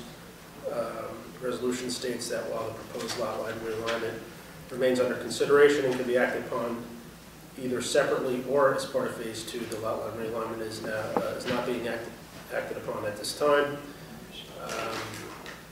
The Phase 1 improvements for Double H portions are included or proposed within the town's 150-foot wetland buffer. There's a wetland permit requirement. The applicant submitted a wetland permit narrative, which is referenced in the resolution. And they have developed a wetland mitigation plan that includes both native wetland plantings and also a conveyance of groundwater from the site to the wetlands and remain hydrology. The applicant requires coverage under the speedy starting permit for stormwater discharges. They've developed this SWIP, which is referenced in the resolution. Phase 1 improvements do not require any approvals from the health department or the DEP. Resolution refers to the county planning board review under 239M of the general municipal law. Those comments were received in letter form from the county, and the applicant responded to each of them in writing. The application has been reviewed by the building inspector, who advised the board that Phase 1 improvements are compliant with zoning.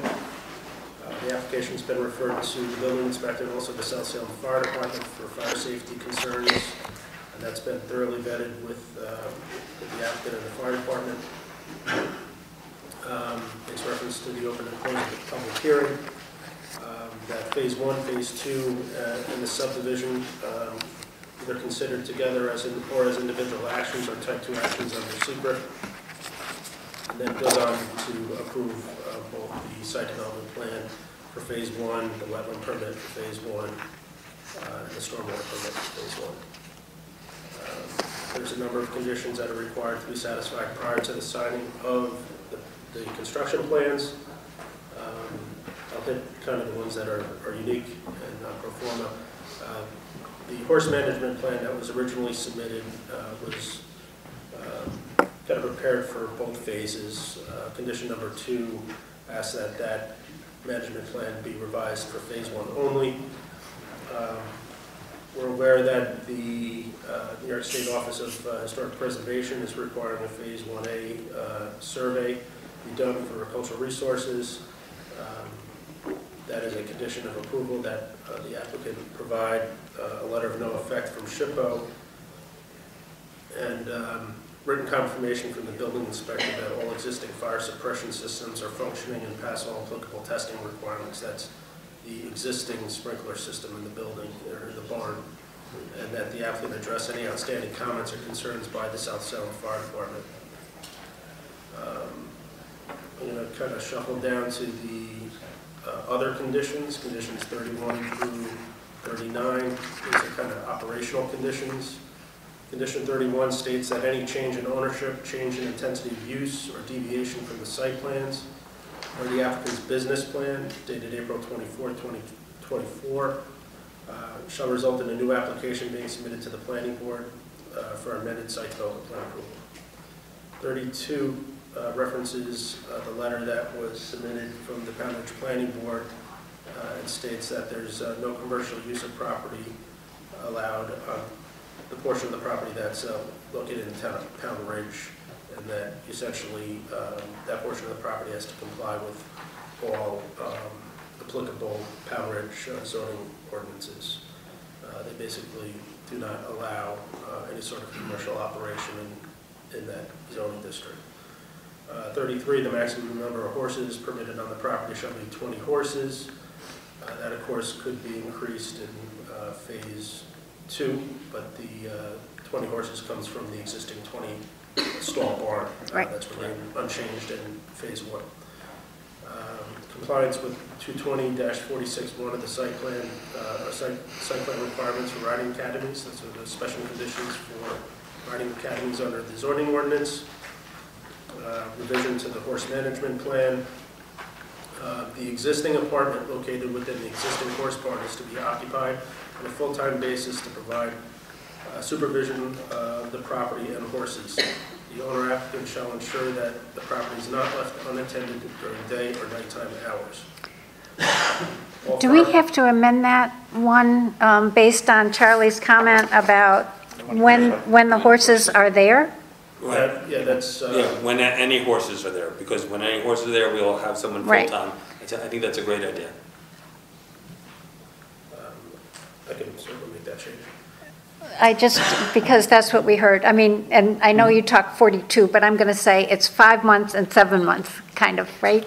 Well, so, yeah, I do the percentage, sorry. But yes. All fire protection equipment must be diligently maintained by the applicant and remain operational. And finally, unless deemed to be dead, diseased, or dangerous by the building inspector, no removal of trees beyond those shown to be removed for phase 1. So you can't cut down trees that aren't shown to be removed on the tree plan, unless they're dead, diseased. Right. Okay. So I'd look for a motion to approve this with that one slight amendment to say it's full-time while there is one or more horses on site, something like that? I'll make a motion to approve the resolution with the appropriate change. Okay. Second. Second by, moved by John, seconded by Charlene. Any further discussion? All in favor? Aye. Okay. I'll fill this out later. Oh no, I'm going to forget that. John and Charlie.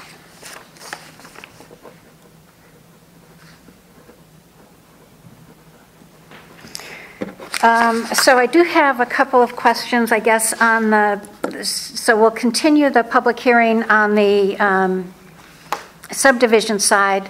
One question that has sort of come up as we've talked about this is whether, because it is within a certain yardage of Pound Ridge, whether we need to have, I thought Judd said something about we need to have the Pound Ridge signature block on the... That's on there already. It is on there now? The plat that had been prepared, the preliminary plat, includes a signature block for the chair of the planning board. Perfect. Okay. I went and looked today and I did not see that, so maybe I looked at the wrong thing. Okay. If it's not there, it's something that we're certainly aware of and will be a condition. I thought it was there. Yeah, I might have missed it. Okay. So we're planning to continue this until our next month, which would be August 18th. Do we want to do... Yeah, I have a question on that. So, yes. Or we can discuss it. Yeah. So just hearing everything, looking at it all, and seeing what we have and what we can impose on, I guess from my sense, what we've been talking about as the board is the main concerns were environmental protection of the land, as well as the possible access at some point. Do I think access could be? Yes, at some point, the Reed property, I don't know if it was theirs or before, had a road between buildings on the property on this lot. So there was a road there. So I'm sure a road could be built, but this is a working farm. It's been working, and the access on Fountainville manages fire trucks, manages trailers, and the concerns from the neighbors is more of a traffic flow issue, less of that trucks are hitting things, not making spaces and things like that. So if we are really looking at this from those two entities of what this subdivision is, which I think is kind of our only code or reason to be valuing why, why we can or can't let this there. I'm just thinking, can we discuss that of, is a site walk necessary to determine those things? And I don't think environmentally we have much control. As they said, they're just proposing a lot line change. This isn't a true subdivision. So then it becomes the road, and then what is our justification for keeping a road access when there is a road access that's working successfully? Right. So it's not personally what I was hoping, but I think just from what we're allowed to analyze and hearing it all, I think that's where I'm at. So I'm just thinking from the board, I don't know, for me, like John was saying, I don't want to put words in your mouth, but I don't know if site beds it's for me, and I don't think I need to see them develop something. I'm okay with closing the public hearing. Not my hopeful outcome, but I just don't see we really have anything with our code or anything that could make any changes to it. I mean, I'm not sure what we're gaining by pushing it off another month. Yeah. If I might be heard on that, with all due respect, I think Mr. Martabano's letter of July 11th really puts to bed, well, there might have been internal roads. There was no access road on the 121. I think it would be, for the reasons set forth in Mr. Martabano's July 11th letter, which I've adopted as my own. He's a good writer. The facts, not the writing. He makes it clear that it would be dangerous, and I don't think to impose that as a condition of phase 2 would be appropriate, and I'm not sure the DOT would smile on it, among others, and maybe perhaps even the New York City Department of Environmental Protection might not smile on it. So, that's yeah, we've heard all that. hypothetical and suppositional on my part. My client is really concerned about this road, but if this road is not going to be an issue, because it shouldn't be, either as part of my subdivision, it isn't part of phase 1, and shouldn't be part of phase 2, my client will agree, as long as the road is off the table here, that to a site walk in the first 2 weeks of August, on the condition that public hearing be closed on, I think, is the meeting the 18th or the 20th? I read on your website it's the 20th, so I'm not sure I'm right. Oh, I'm sorry, it is the 20th, August 20th. Thank you. You're welcome. So if the meeting be closed on the 20th, and if all goes well on the sidewalk in the first 2 weeks, that on or before the 20th, Mr. Johannesson will have prepared a resolution of approval approving the subdivision. Because if the sidewalk is going to allay any fears, that should be the end of this. So if we can agree to that, then the sidewalk can be the first 2 weeks of August. And if we can set that date tonight even, so Mr. Reed can adjust his work schedule accordingly. Yeah, so we usually do the site walks the week before the public hearing, which would have been I think 1 week later. That's fine. August 17th. What? Yeah, it would have been this past Saturday. But it would be August 17th if we did it next time, which might be why I had 18 in my head. But I can make any date. right. What day of the week is it, the 17th? It's a Saturday, okay. and we Saturday, August 17th? Right. Sorry, what's the... August 17th, Saturday? Yeah, that should be fine. Yes. Okay. And then the other part of my request. Well, so Can I here's, check one thing? I'm sorry, yes. So let me just say that if the board is going to consider closing the public hearing tonight, I just want to mention that starts a clock, because this is a subdivision application, that starts a 45-day clock for you to take final action on the application. And the only way that can be extended is through mutual consent of the applicant. Here, I guess, co-applicants. So my recommendation would be, if the board is going to close the public hearing tonight, that we get consent from the co-applicants to extend that 45 days, at least through to your September meeting. Right. Just in case it doesn't get acted on in October. I mean, we could have something, well, we could either do that, or we could agree to close it, or to intend to close it again, depending upon if we hear something from the public, next month and try to do that. We haven't heard anything new in a long time. That's why I'm pressing on this point, really, because repetition is not always the mother of learning. That's a contradiction. You're contradicting yourself. The non-seems to hit me on the wrist. Mr. Hollis, another point I do want to make too is closing the public hearing. There is a little bit of a risk on the applicant's part as well, because if something new were to come up as a result of the site visit that's going to be discussed, that may necessitate reopening the public hearing. Understood. And closing. So I'm I'm not sure that it saves you any time. Right. So the other thing that I would consider, so if you're not willing to talk about a build-out review, I mean, one of the things that we can say and have done in the past is any future plan of site plan developments come to the board, even though typically if it's a residential parcel, there's a lot that can happen without board review. We could say, well, okay, we would like to have the ability to look at that and have it be put into the resolution. And that, I think, would allow this board or a future board to have some say about what happens on the property as that goes forward. It's certainly part of code. It's been done a lot. And I might say that that would be something that we would direct Jan when he did a resolution to include in the resolution. Let me hear that again, if I might. I'm sorry. Because you... Okay. Basically, then it would be a condition of the resolution that would require site plan approval for certain future improvements on the lot. Oh, that's a given. Any future... No, but, the only reason why you would come back, under normal circumstances, without that condition, the only reason you would come back to the planning board is if you were to subdivide the property or an improvement was in the wetland buffer. Otherwise, for simple, like if you put it on an addition, or you built another driveway on the property, or you connected a building or two with the driveway, there's no provision in our local zoning to trigger planning board review unless it's in a wetland buffer. So what they're saying is, to the extent that there's, and they could, we could phrase it in the resolution that improvements of a certain size would come to the planning board for a site plan review. Yeah, we don't mean if you move a rose bush, but we're talking about there's quite a bit that people can do on, in terms of additional building on a residential lot. Additional buildings, we have no plan for any additional.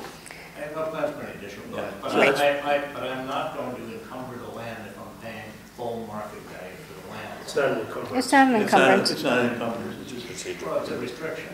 All right. Look, I don't, sorry, but I'm not understanding 2 points. I'm not understanding what the development build-out thing is. Yeah. And I invest in commercial projects for a living. I don't understand what you're asking for. I have no schematic showing all these little row houses on quarter-acre lots. I have nothing. No, and we're not saying that. You're saying that the zoning is. The current zoning. It's not just a straight, you have 12 acres of land, you're in 2 acre zoning.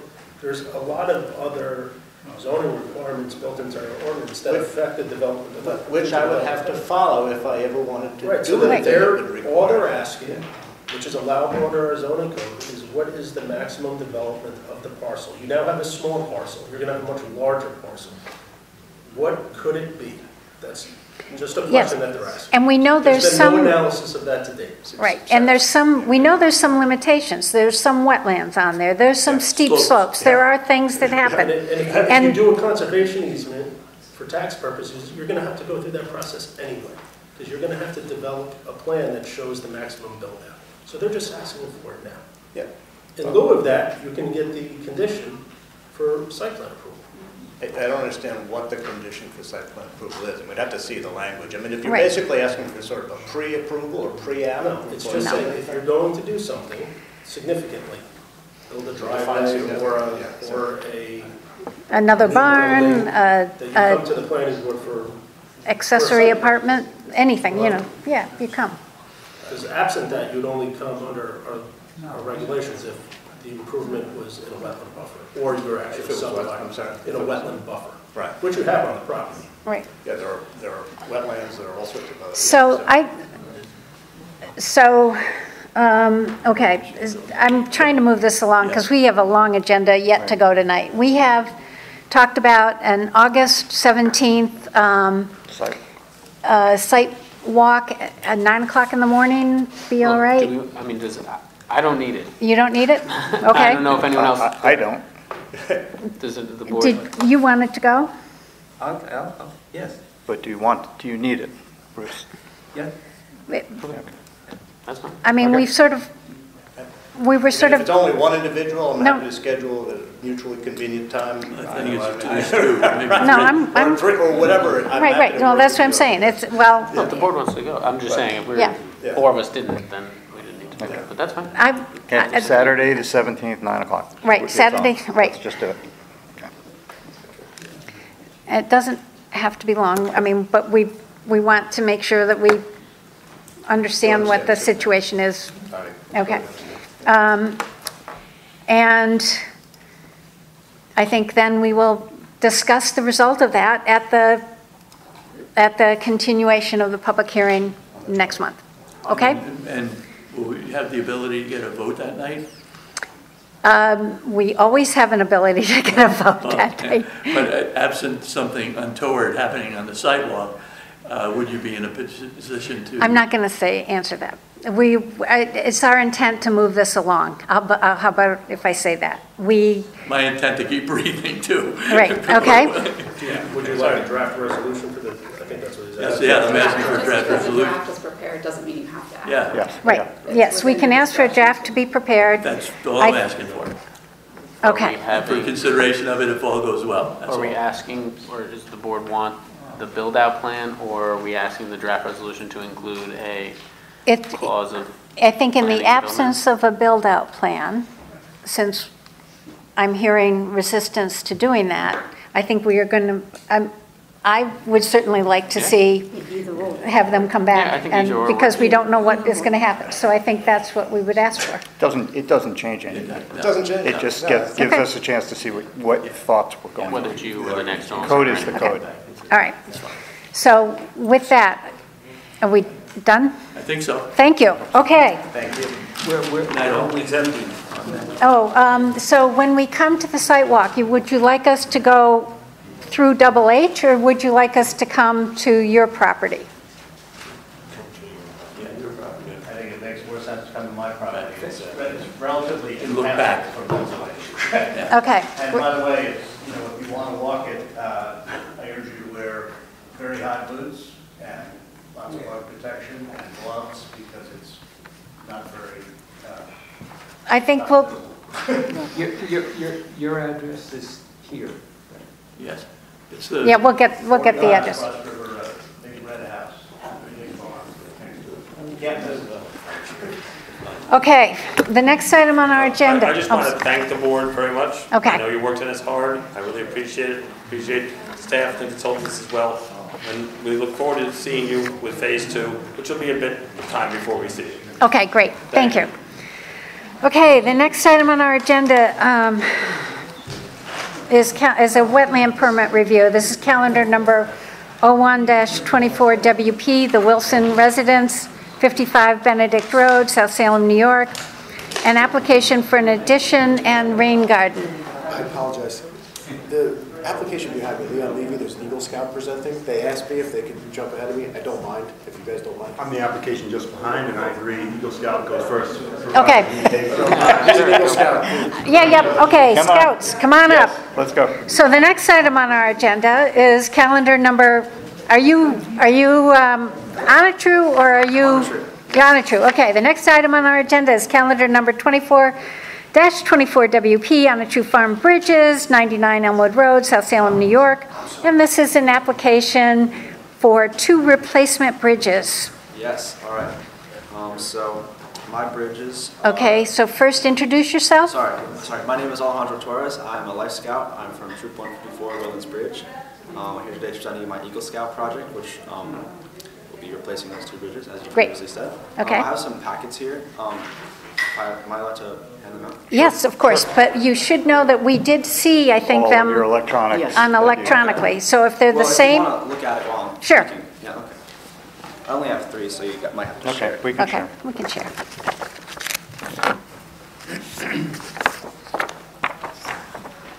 Okay. So, I would like to speak about why replacing these bridges is important. So, currently these bridges are rotting. They're very narrow, and that's just because the water has degraded it over a long time. But it's very unsafe for people with lesser physical capabilities walking across these bridges. So, the new bridges that we will be replacing them with will be 3 feet wide, which is 1.5 feet wider. They will also have railings, and the foundations will be made out of ground contact graded railroad ties, as opposed to just logs, which will it will help it against water erosion. Okay. So we also I measured the high water mark, and the bridges are currently above high water mark. So that is not an issue, but the bases have been eroded a lot, so we're replacing those. In the packets I handed out to you, there are several pictures of how the bridges are currently. As you can see, they're very rotted. And at the very back, I actually have some pictures of the bridges now. There's multiple angles, so you can get kind of more of an idea of the environment.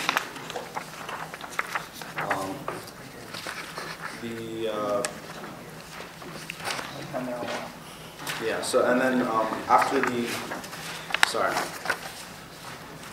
several pictures of those. After the first, I think it looks like this. It says how the bridge is now, right? After this, there's another one. It shows how the bridges will look, like this here.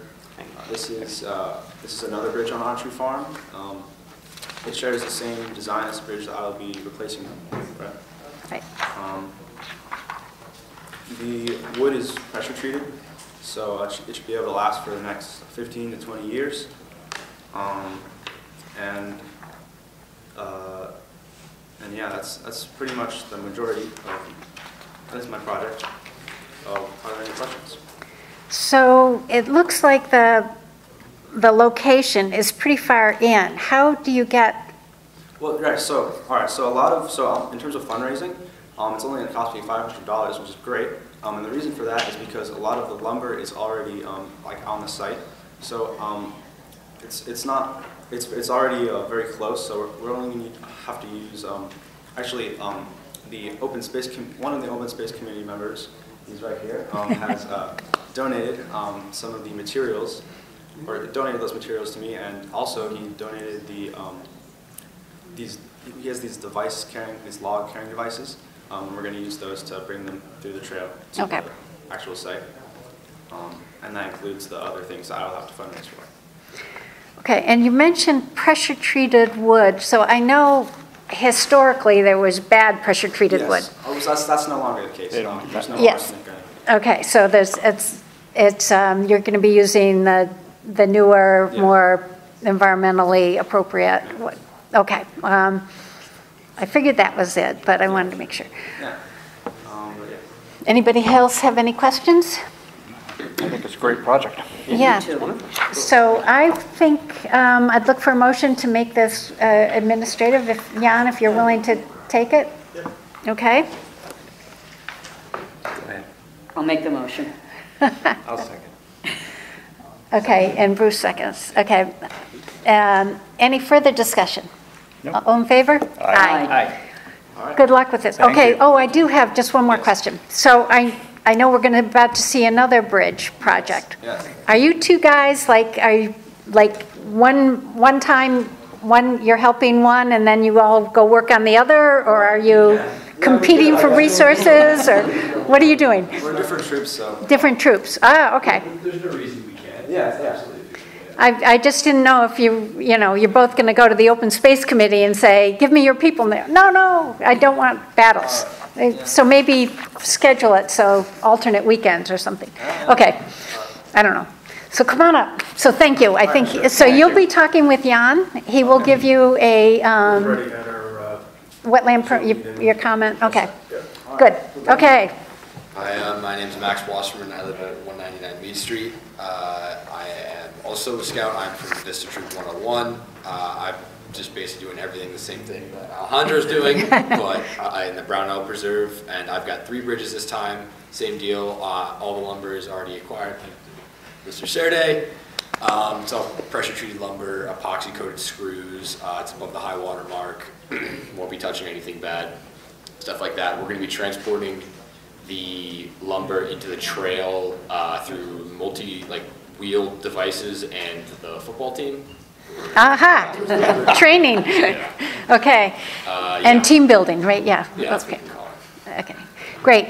So my question for you is, I have understood that Brownell Preserve is closed. Yeah, for the time being. Because of some dangerous trees and stuff. I'm assuming that you're going to have proper precautions and not be under any widowmakers doing these bridges? Okay. Yeah, we'll most likely either wait until they've been cleared out, or there's a longer way we can take to go around some of the bad ones, so we don't have to really cross underneath anything bad. All right. Any other questions from anybody? Look for a motion to make this administrative. So Paul will make the motion. I'll second it. Okay, Paul. I'm going to get asked this by Kirsten as she's trying to do the minutes. Okay, any further discussion? All in favor? Aye. Thank you, Jan, for taking on this. And good luck. Yeah. Okay. Thank you all. Thank you, gentlemen. Thank you, sir. Yeah, thank you. Appreciate it. Okay, Wilson residents. Yes, good evening, everybody. Matthew Gironda from Bedell Associates here on behalf of the applicant, Christopher and Susan Wilson. Project is at 55 Benedict Road. It's currently a developed property. It's 1.96 acres. It's accessed via common drive off of Benedict Road. The applicant is proposing to construct an addition off an existing single-family dwelling, some reconfiguration of existing space and bedrooms. It's a 0-bedroom addition. We're going to be creating a master suite. It's located within the town-regulated wetland buffer. It's actually wholly within the 100-foot setback. Closest point is about 55 feet. The initial application was made by the homeowner. There was some comments on the initial application that we responded to in this site plan. We added a proposed underground pipe detention system for stormwater management. There was a rain garden originally proposed that, after we looked at the site, really wasn't feasible from an elevation standpoint and also proximity to the existing septic. We did have a chance to review some of the comments we received from the town's consultant. I think all pretty straightforward, easily addressable. We understand mitigation has to be provided. We can work through that with the applicant and develop a plan for the 860 square feet, I believe, was identified by the CAC as a mitigation area. We would use native plantings and develop a plan, submit to you for review. And that's pretty much it. Pretty straightforward project. The total addition square footage is about 860 square feet of existing single-family dwelling. Yeah, so the first thing I would say is that, it's pretty obvious that that's the end of the house that you want to put it on, but that's also the wetland. Was there any, is there any feasible alternate place that you could have? I think from the configuration of the interior space and the rooms of the house, there really is no other feasible. We have to ask. Yes, I understand. We have to ask if you looked elsewhere. Yeah, okay. I understand that bedrooms off the end of the garage might not make sense. Okay. We do need to refer this, I think, to the building inspector for bedroom count. Oh, no, I was just for the disturbance, because we were talking about 800. Isn't it 1-to-1 for disturbance, not for proposed development? Not for square footage, yeah. So I it's think 9,000 square feet of wetland mitigation, or at least it's. Usually if the disturbance includes the temporary construction access road, we don't typically go there, but it's the land grading. It's obviously the building footprint and the land grading associated with that. Associated with that. So maybe a little over the 800. Well, I mean, this is one thing I should have mentioned. This is already disturbed area. It's a lawn area. And those areas that will be temporarily disturbing for construction access, logistics, they'll be restored to the original lawn area, minus the areas that will be planting to offset the increased impervious surface, which will also be capturing tree runoff from the pipe detention system. Okay. That answer it? Okay. I Okay. have one, it's just a statement. On point 1.2 of the proposed site conditions, it should be construction of addition to the existing residence rather than to the barn. Oh, okay. Sorry. Okay, we can clarify that. Okay. Yeah, so I think we, by consensus, refer to the building inspector. Yes. Everybody agree? For the, I think for the bedroom and whether it has to go to the Department of Health. Is there, and yes, I think obviously we need a mitigation plan to sort of move this along, but I think if we got that, it could go fairly quickly. I mean, again, we generally try to get people to develop outside of the wetland buffer, but I just... There's not a lot of opportunity on it. There's no place to put it. Well, you have to move the whole house, and that's not going to happen, right? Okay. I'm not sure if the board, the process on an application like this, if you guys have to have a public hearing on this, or if we have to schedule a site walk, or...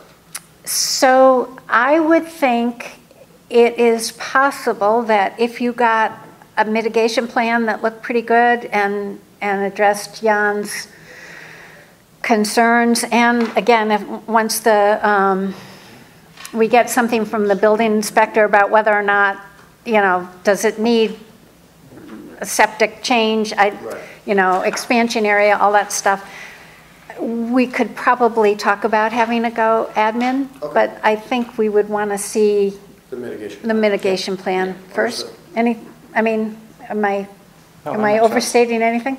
No. I don't think so. Okay. No, that's fine. Yeah. Okay. All right. What? You want me to, I should. Oh, yeah. I just want to mention my connection to Chris Wilson. Okay, goes way, way back. And I have absolutely no problems with doing this. Chris is a general contractor. He's lived in town forever, almost as long as we have. Actually, longer. What's the matter with him? Anyway, if anybody has any misgivings about me voting on this, I'd like you to, mention it. But I don't feel that I have any. Yeah. Again, we all have histories. Live on the neighborhoods, work with people. Have kids that are friends with each other. I mean, things happen, and I think that doesn't make us unable to be impartial and objective as we look at these things. So I'm okay with that, but thank you for disclosing it. Okay. Thank you. So we'll get a mitigation plan together and we'll get back for you. Yep, and so I think July 30th is the next submission date. If you could get something in, then we will see you in August. Sounds good. Okay, thank you. Thank you. Thank you. Yeah, you had a memo on that, right? But I sort of went through fast. It's pretty straightforward. Yeah, Yeah. there wasn't anything in it. Okay. Next item on the agenda is the Levy wetland appeal. Hi, I'm Gus Levy. I'm the owner of the property Right. at 70 Cove Road in South Salem. This is the property line, this little blue inked out spot right there. These pictures were taken, or this, I guess, is a GIS, or probably just Google Maps. Actually, it's Google right there. The trees are kind of sparse in the area. So basically, I'm here to ask for the elimination of 8 plants on the property, or 8 plantings on the property that were requested. These are the 8, 1, 2, 3, 4, 5, 6, 7, 8 plantings that I would like, not have to put in. The reason for that is Jan said himself, is that my property is postage stamp sized, and a lot of the business end of the property where people enjoy themselves is right here on this lawn. and I'll show you with pictures the area that exists there currently. These pictures were taken today. So this is the front lawn from this walk. Oops.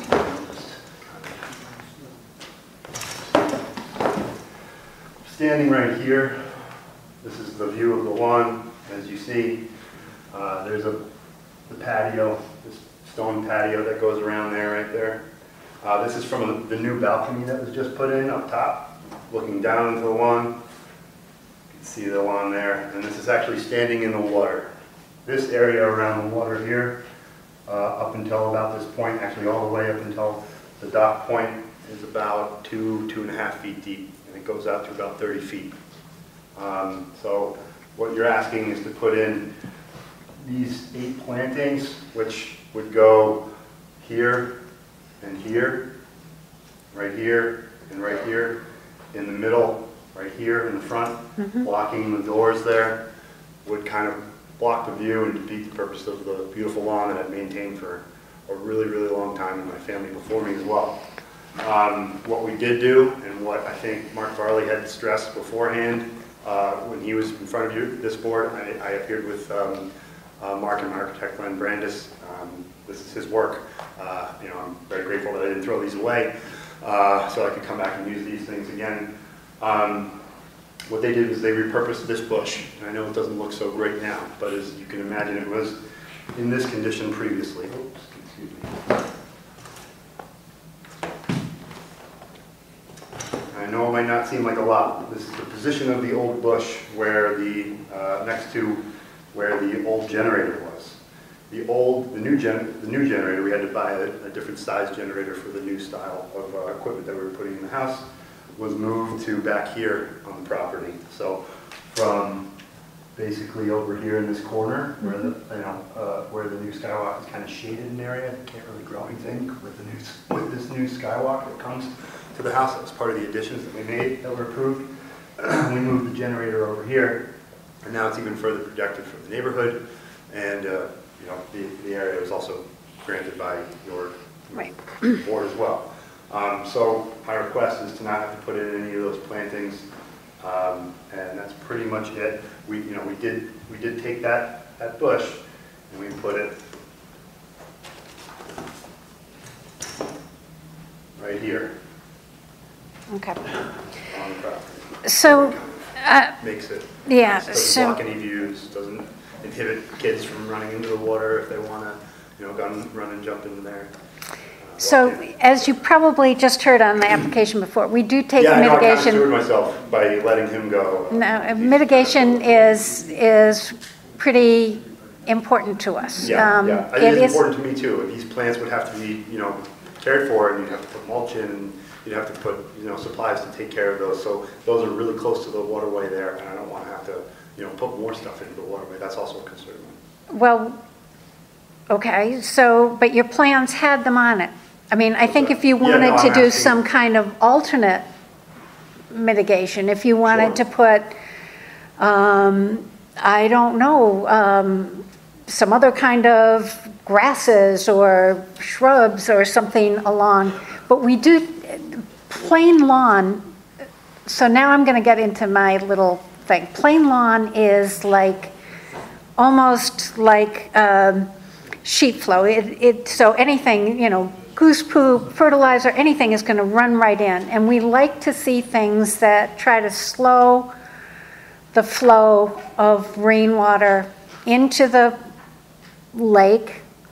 Where do you get your drinking water? Do you get it out of the lake? Out of the lake. My post goes right out in there. Right. There's a buoy right out the front there. Right. Sorry, you can't see it it's right there. Yeah, it's to your own advantage to try to keep the lake as good as possible. I'm well aware. That's why I don't want to add mulch to the front side of that lake area where it could get washed back south towards this lake.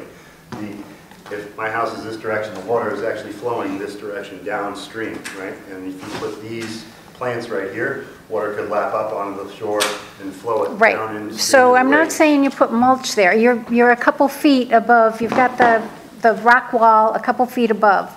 You can put things. You can plant plants that, you know, I mean, tell us, if you don't want to mulch plants, tell us what you do want to do. But I think... I want to have plants that block the entry and exit from the water for me or anybody that wants to use the waterway. And I don't want to have it block the view of the house, people sitting in the living room and dining room trying to enjoy the view, or sitting on the patio, or sitting on the front lawn trying to enjoy the nice view of the lake, as they've done for such a long time.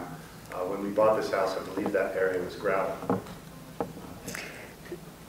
Yeah, I mean, so again, I'm pretty familiar with Lake Wacabuck and what it's been over the years. So I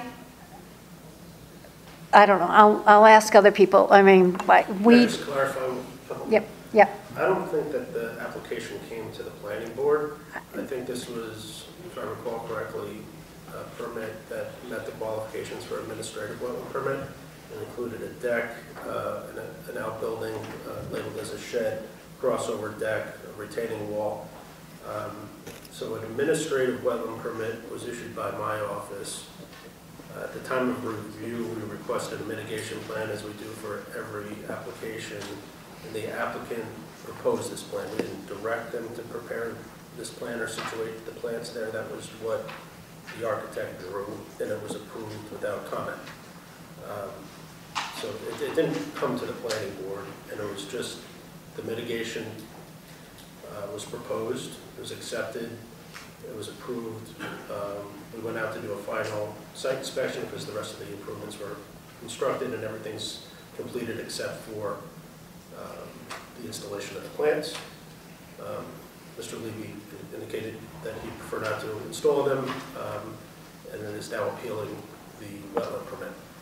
I did suggest maybe you could use that same quantity of plants and relocate them elsewhere on the property, but it didn't seem like that's what you wanted to do. So that's kind of where we are, but I just want to clarify what was said. I was hoping that my bush relocation would suffice, or a planting in this area. I do have quite a bit of plantings in the area. I have nice Japanese maples too, and I have these two trees there that have been there for a long time. I also have right. So if you have willow that I've been maintaining for quite a long time. It's been falling over and over again, and I continue to maintain it because I know it brings some beauty to the lake in that area. Right. So to lose that.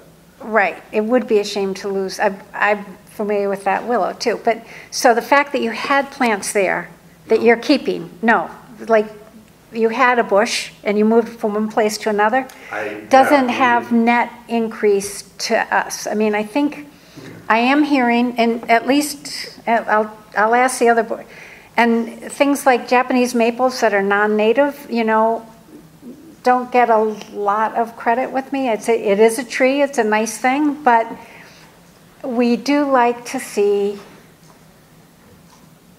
if possible, some native plantings go in as mitigation. And again, if you say instead of, and I think the bushes were buttonbush, what? It was clethra and inkberry. Oh, clethra, I love clethra. And so those are both, I think it was clethra.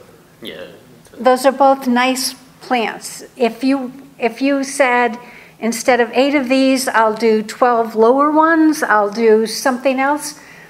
But I think we do need mitigation, and I'm saying agree. yes, yes, yes, yeah, okay. So we need something. If you don't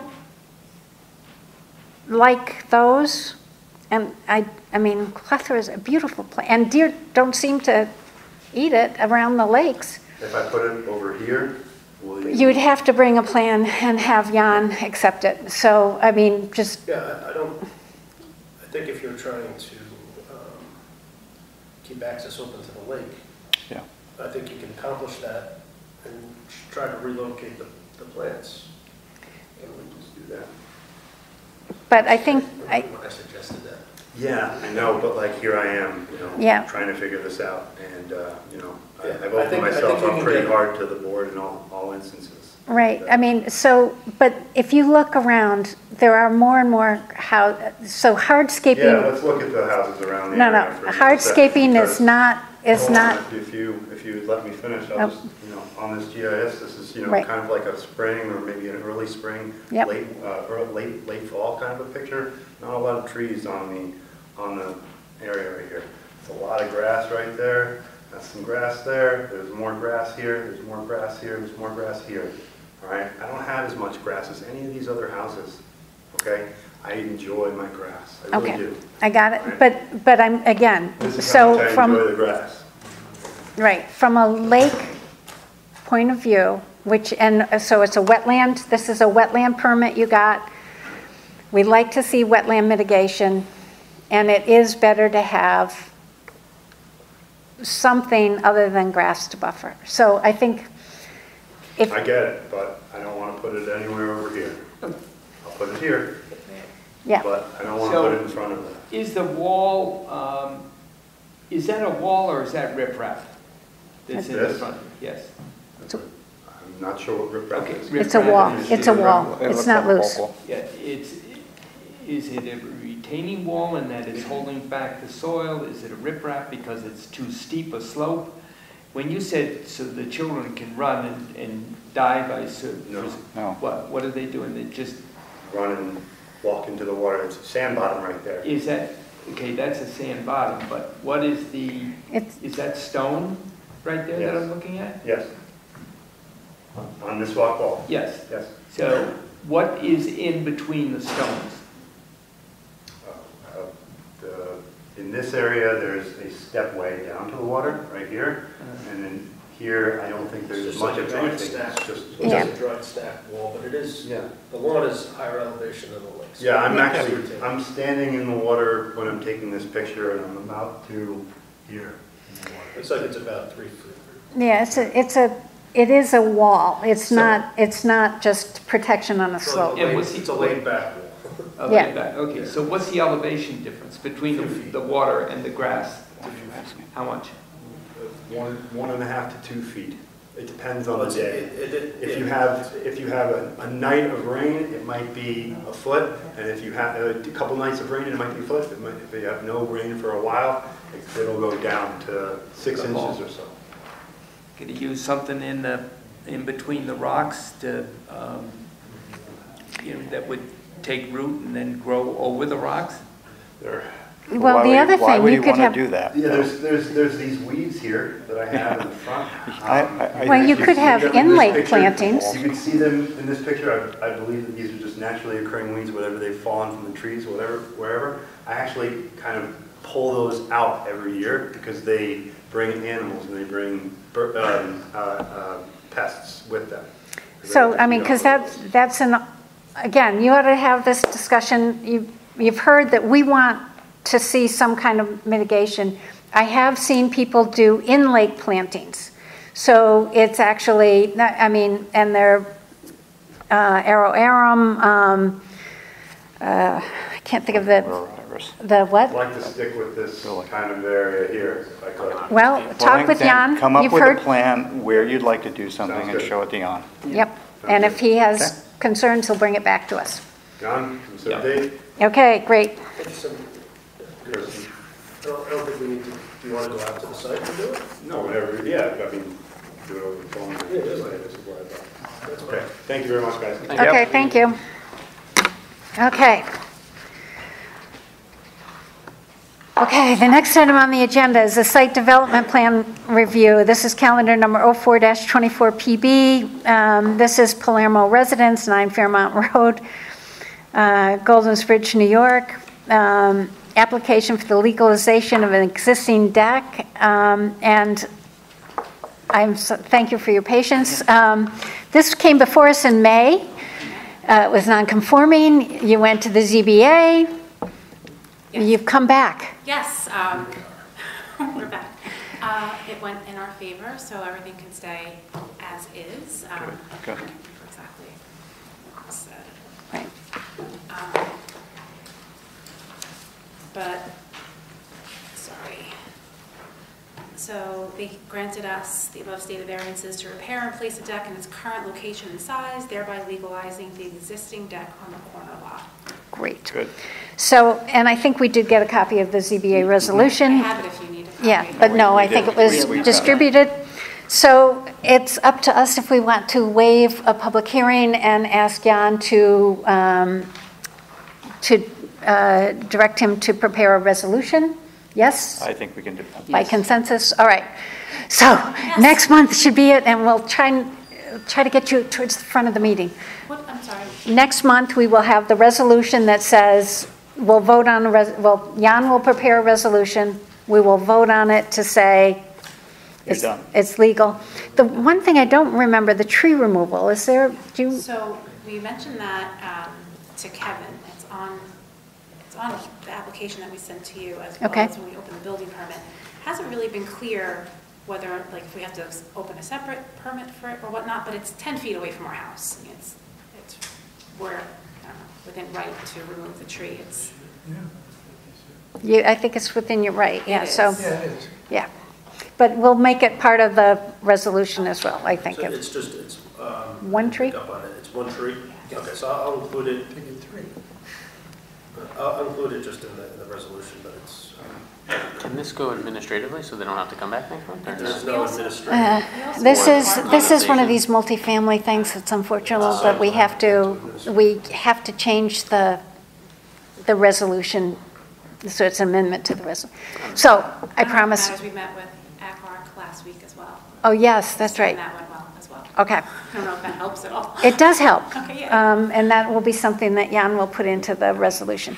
So it'll be a decision, so it should be at the beginning of the meeting next month. Okay? What month is that now? We're in August? Okay. In August. So we still really can't 20th. do anything, right? Did you get your application to the building inspector? We For the do. building Yeah, permit? get your building permit. We have, We started. we started, but we Yeah, weren't able to really complete it because Right. we weren't sure what was going to happen. Yeah. He technically can't issue the building permit until the resolution's Oh. in August. So that means we But can't he can review it. Okay, so we So- can't do it, we can't do any demo or anything with the tree or anything. We're Well, gonna the tree I bet you can remove, because that's Ah. technically as of right. You get 3 trees and anything within 100 feet of your house. well, we have several. Okay, just take one. Just. I would speak to Kevin Okay. Kelly and ask him if there's any work that you can do in advance of the Yeah, building the permit. tree would. Right. But the tree sounds. Yeah, that would be great. Okay. Okay. I didn't realize we'd be seeing you guys again. Okay. All right, we'll see you again. What's the date of that meeting? August 20th. All right. Thank you. Okay. Thank you. Thanks. Okay, the next item on the agenda is calendar number 10-24 PB. This is the Stoia deck on 151 J Court. Is there someone here for that? They gave up. Okay. Jan, when I looked at this, it was pretty clear to me that even the building inspector can't really look at it without any kind of indication of yard setbacks or anything. So maybe you could ask them to give a little bit more complete plan. I think that was one of the points of the CAC memo as well. They don't have a plot plan or. No, so they won't be able to tell if they need side yard setback or anything. So Okay, I can communicate that with them. that would be great. It looked like there was water in the area, so we didn't know that. Yeah, I know, there's nothing, it's an incomplete application. The next item on the agenda is calendar number 05-24 PB. This is 1156 Development LLC at 156 Route 35. They have asked this to be withdrawn, and I guess the only thing I will ask is, I know, Jan, you had some yard disturbance and stuff, so to the extent there. Which one is it? 1156? Yeah, 1156. They asked for withdrawal or for adjourn? They asked for Withdrawal. adjourn and withdrawal, so. So we issued a stormwater permit application to rectify some work that was done on the property without permits affecting drainage. Right.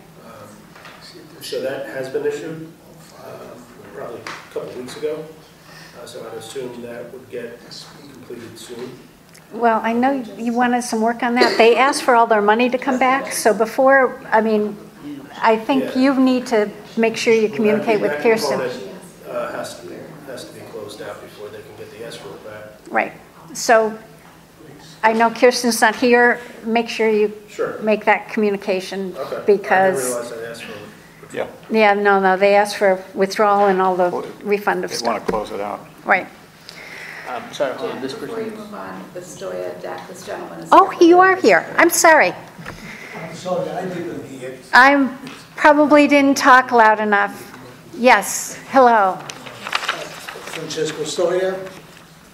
I live in at the Meadows, 151 J Court, and I applied for a replacement and enlargement of my rear deck for 4 feet. Yes. So we have good information on how you want to change the deck, but we need to know a little bit more. So because we need to know if the deck will extend into the yard setbacks, and we need to know if there's some wetlands around there. Plans from an architect were given. Mm-hmm. Yeah, and I think they're probably, I mean, I don't know what to give you. right. If you have the architect, give me a ring. I can run through what's needed. It's just like a plot plan showing your unit and the deck on your survey. So you can see it in relation to your property Well, lines. I actually gave everything last week.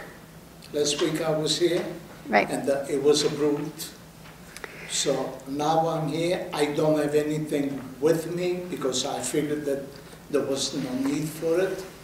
But if you do need anything else tomorrow morning, I'll come back and I'll take care of it. Well, so I think if you could give the name or have your architect call Jan Johannesson. Do you? The architect is from Yorktown Heights. Yeah, Susan. And Jim something. JMF Architects. Yeah. Jim.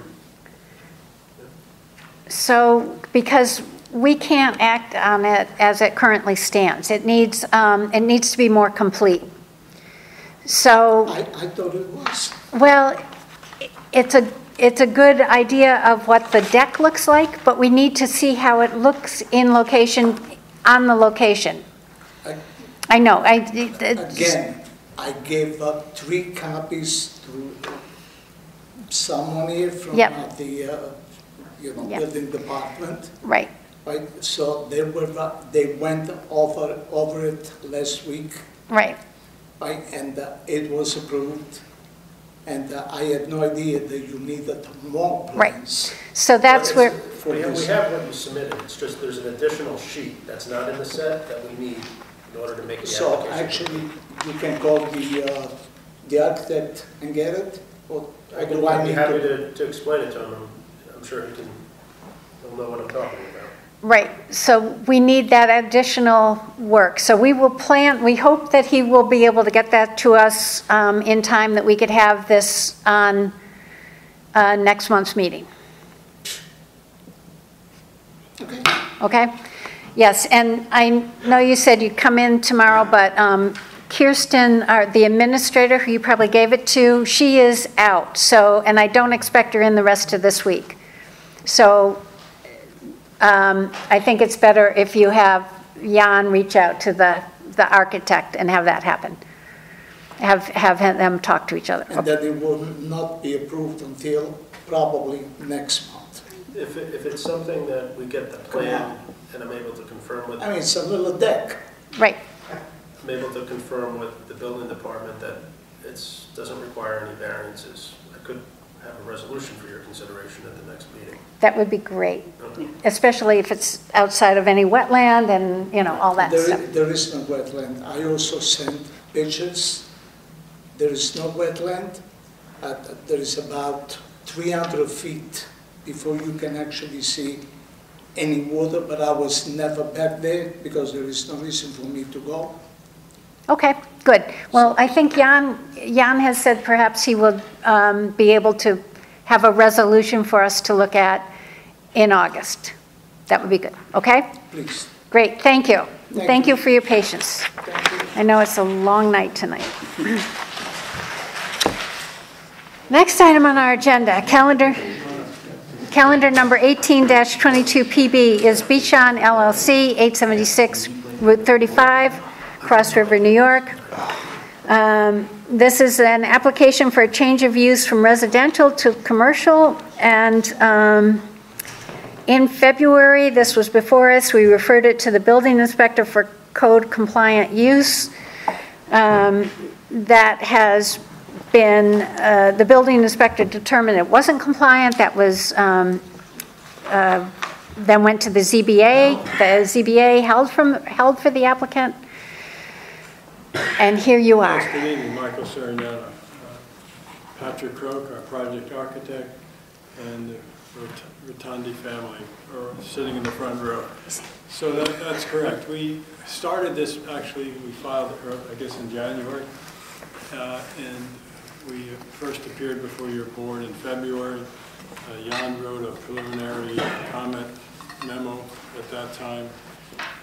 But we got stalled by a very poorly thought out determination by the building inspector, which we appealed both to your board and to the zoning board. And the zoning board took up the appeal, not at the first meeting, because there was some back and forth between the boards as to who would take on this appeal.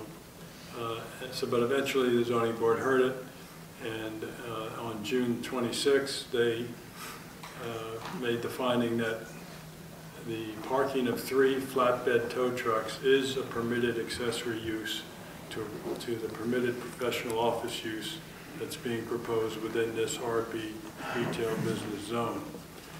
So we've been stalled now for 8 months, 7 months, and we're anxious to move this along. It's really a small site.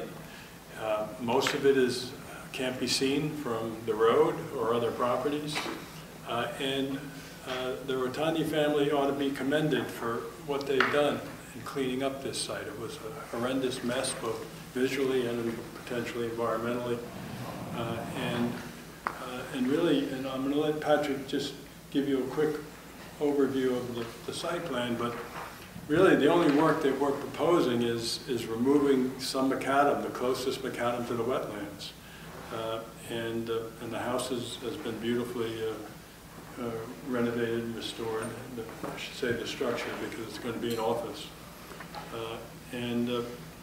So Patrick, why don't you just quickly take them through? Before you do that, you just reminded me that the ZBA sent a coat that they believe belongs to one of you. Oh. Okay. So this is from the ZBA to the planning board to you. Okay. Thank you. Good interagency coordination. Yes, right.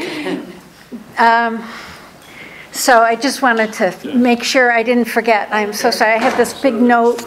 Okay. So we're just over an acre site. Right, just over an acre site. Most of the work for the change of use is in the building, and it's relatively minor. It's creating a couple of office spaces.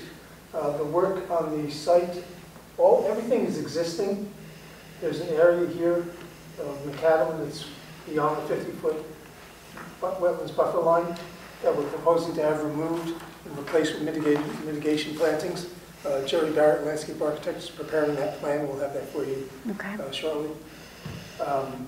Nothing else. We're replacing the fence between the site and Cameron's Bell. That's the only site work that's being proposed. And I spoke with Jerry Barrett earlier today, and he's of the opinion, I think he's right, that we're not going to need a DEC Article 24 freshwater wetland permit, because what we're proposing is exempt under the DEC standards, but we'll provide that to Jan. It's routine maintenance and resurfacing of paved areas. In fact, we're removing some paved areas. So I think you need that clarified from the DEC. Yeah, Jerry thinks you're going to. You might be right. If it was straight mitigation plantings in the buffer alone, I know that's exempt, but the excavation and removal of the asphalt, I'm not sure. So if you could just, even if it's an email from the DEC, clarifying that. Right, and Patrick, we're not going to exceed 5,000 square feet. No, this area is about 1,140 square feet, plus or minus. So we don't need probably not going to need a Spidey's general permit, right, for stormwater? We're under 5,000. You're under 5,000 now. Yeah. So we also could try to move this forward. We've been stalled so long. If the board would like to do a site visit, we're game for that. I think you have the 17th of August set aside. You're welcome to come out, spend 5 minutes. That's all it's going to take to see this site. But we leave that up to you. But we'd like to certainly get this moving and get some feedback from you tonight, whether you like our site plan, whether you want us to put the cars somewhere else. We're happy to hear you. Okay. Dumpsters are long gone. Right. So I think yes, the ZBA coming up with their determination sort of met the threshold that allows us to start to consider this. And I understand, but that's You had the authority to make that call, but you chose not to, or defer to the zoning board. I'm not going to, it's history now. So it's history, right. We can agree to disagree. So I think we need to do a few things. We need to, so I would like a little more information on the business plan. You say, and generally we like to see it on like just a little letterhead that says, because I think you said, well, the tenants who might come into the front portion, into the other part might be 7 to 7 and we'll be it as well. What I care about really is what the plans are for the towing company. When the trucks are apt to come in and out, you know, lights, are there going to be? And I think then the other thing that I would really like to make sure, and you guys have arranged it, so I'm sure that there's some kind of turning plan. So if you have 2 of them in there, the 3rd one can get in and Which can be determined, okay. So that's part of your package. That was part of our package. Yes. I might have missed it. I don't remember seeing it. We'll submit updates. Yeah, it's possible it came, but I don't remember seeing that. Do we need to ask fire or anybody to take a look at this? I mean, the building's existing. I Yeah. mean, it's completely up to you. I think you can always ask. Yeah, I mean, I don't. The building inspector wears a fire marshal's hat. Okay. So do we, yeah. Can I go back to your request for Yes. more details on the business plan? Yeah. We're happy to give you that. Great. But I'm not going to, the plan is not going to say that trucks will never come in or out after a certain hour.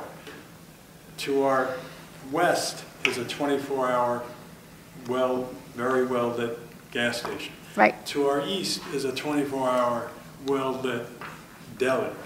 So yes, if there's a call in the middle of the night to help my wife get her car out of a ditch, I'm going to expect them to start up their flatbed and go get my wife's car. But we'll put that in the... Yeah, I mean... The cars aren't coming back, right? The cars are not coming back to this site, just the flatbed trucks. And we have a ruling from the zoning board that that is a permitted accessory use, to bring trucks onto the property. Okay, because I think we got draft minutes from the zoning board where I think it said that if there's a call out, it gets dispatched from North Salem, not from here in the night. The office will not be manned after, I don't know, 8 or 9 o'clock at night. Okay. And probably not on weekends. And incoming calls are going to get routed to another dispatch center. But the trucks... The truck will still come out of there. Trucks are going to come out when there's a need for them to come out. Okay, I mean, I think that's just what we'd like to do is know what's going to happen. And the cell service station in front of us... Right, does the same thing. South of us has more of these trucks of different size and shapes than we have. Right. So we're not changing the character of the neighborhood. But we'll give you the, we'll lay it out in the business plan. We're going to get you the mitigation plan. Right. And we're here to listen. Right. No, oh, well water? We have water is brought on site pursuant to a consent decree in a lawsuit that arose out of the contamination from Sal service station tanks. So there's perpetual potable water being brought onto the site at no cost to the Rotundans. It's in tanks. I'm sorry, it's just been a while since we looked at this. There's no residential use at all in there, right? It's just the office? Historically, it was the residence. Yeah, but there's not an apartment in there. A long-time elderly woman. She died, and the niece was. Did you have executive information on estate. that in your submission about that condition? I think it's referenced, but I'll get you some more documentation. Does this need to go to the Department of Health? I'm sorry, I'm forgetting, it's a long night for this change of use. Residential to business. It's going from residential to office. Sal has the same water load. Yeah, he answered my question. And a residence of Sal's too, that has his I own same answered water. it, I got it. The office is going to be a lesser, it's up to the building inspector if it's being referred. I'm not 100% sure if it needs a health department change of use permit, but the residence to office is going to be a lesser demand. So, I mean, it's an existing septic system, right? Yeah. So, Yeah. I mean, they probably have to, but. So this is, because it already went to the building inspector once, do we have to refer it to him again? Well, he only looked at He looked at zoning code compliance, not. He looked at the use. Yeah. That's it.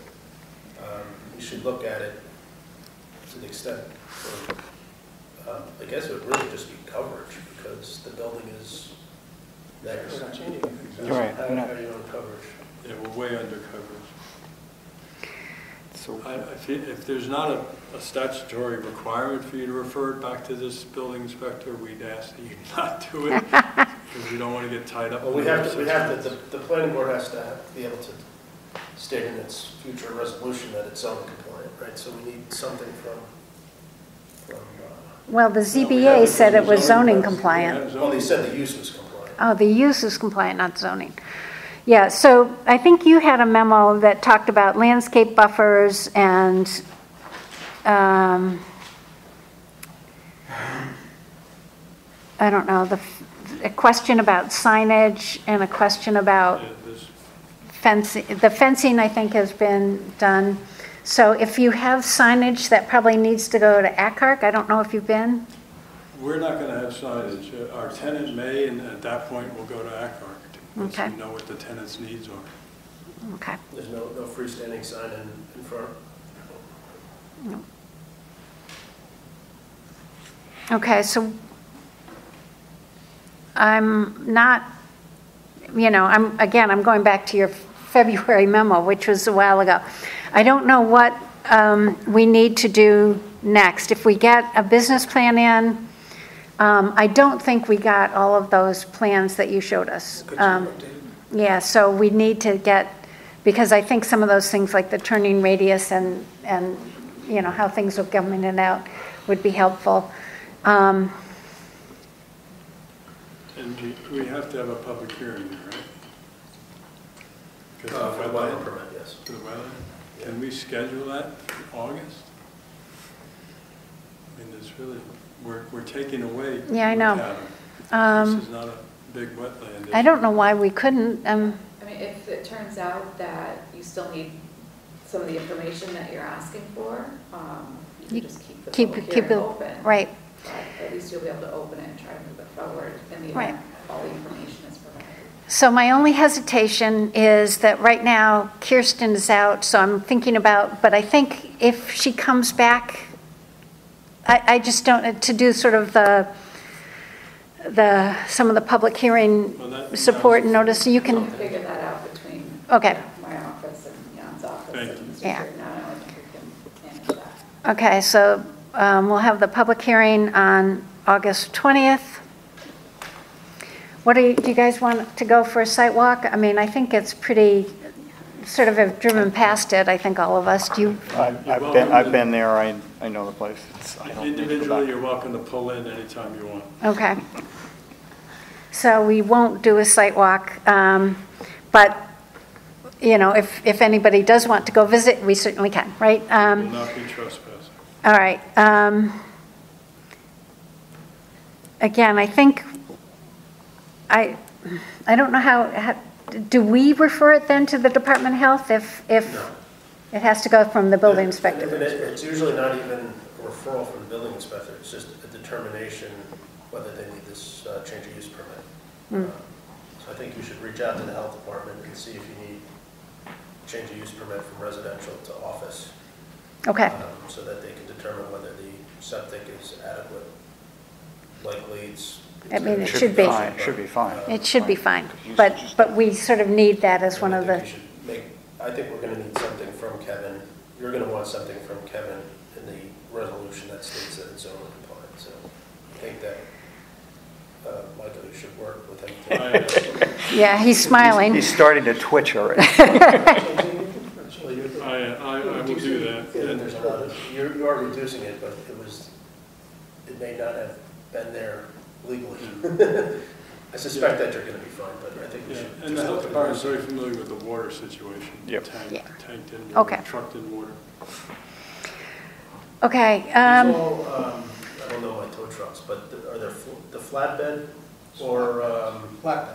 They're all flatbeds? Three All flatbeds. three of them are flatbeds? Okay. What's the other type of tow Is, truck? Or you just you just hook a up hook, the front? yeah. Front, what do they call that? Regular tow truck. Regular tow Regular truck. But these are, all three are flatbeds? All flat. Okay. And you think your turning radius is on this particular truck? And no cars will be brought back to this site and unloaded on this site or stored on this site. Yeah, okay, and then the other thing, I think that, if I remember right, Jan's memo said something about maybe when you design the landscaping thing, to have some kind of Physical demarcation. either physical demarcation or something that would, you know, stop the trucks from going into it. I mean, I don't, obviously, a little curbing, something. Or some boulders you could put there. That's what I said. Yeah, something. So, again, I don't know that we've seen that entire submission, or, you know, if it has landscape, oh, we're going to get You've that never from seen the Jerry, okay. We thought it was premature because of the Right. opinion we had to deal with. Right. Okay. Any exterior lighting proposed? Existing lighting. Just existing. Is it shielded and downlit? I mean, some of the existing lighting around is not great, but I don't know what it is. The lighting on that There's one existing light there up is that subdued faces compared to the down neighbors. when you come in, but the gas station's all lit up. Yeah, it's probably subdued compared to the neighbors, It's less than yeah. what the neighbors have. Got it. Okay, Yeah. You can get a suntan at night in that neighborhood. There's a Right. light up in the tree here. all right. Okay, so I think we'll see you, we'll have a public hearing next time. I think We it, appreciate you moving this along.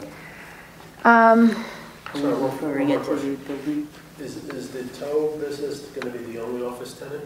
No, this is a family business, and it'll be a small office in the rear. The majority of the interior of the structure will be rented out to any professional or business office. Okay, so you have, you show parking for those, that tenant, future tenant? You have the parking based on the square footage of the office space. Okay. Sure. And if folks come in to drive the truck, they're bringing a personal car in? Yeah, And they then park they the leave- way the truck was. Where the truck was? Yeah.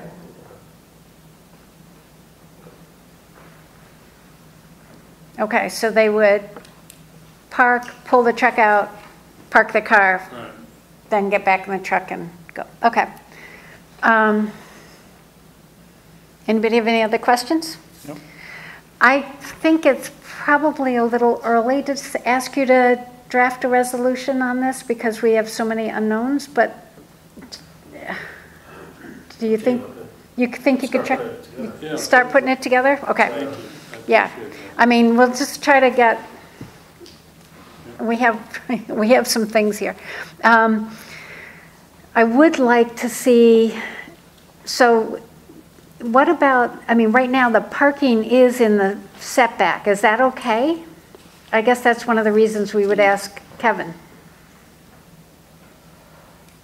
I don't think there's a prohibition, well, it's up to Kevin. Yeah, I don't think there is I don't either. think it's a prohibition, but there is a provision for buffers. Landscape buffer. Which I think was in the memo. Right.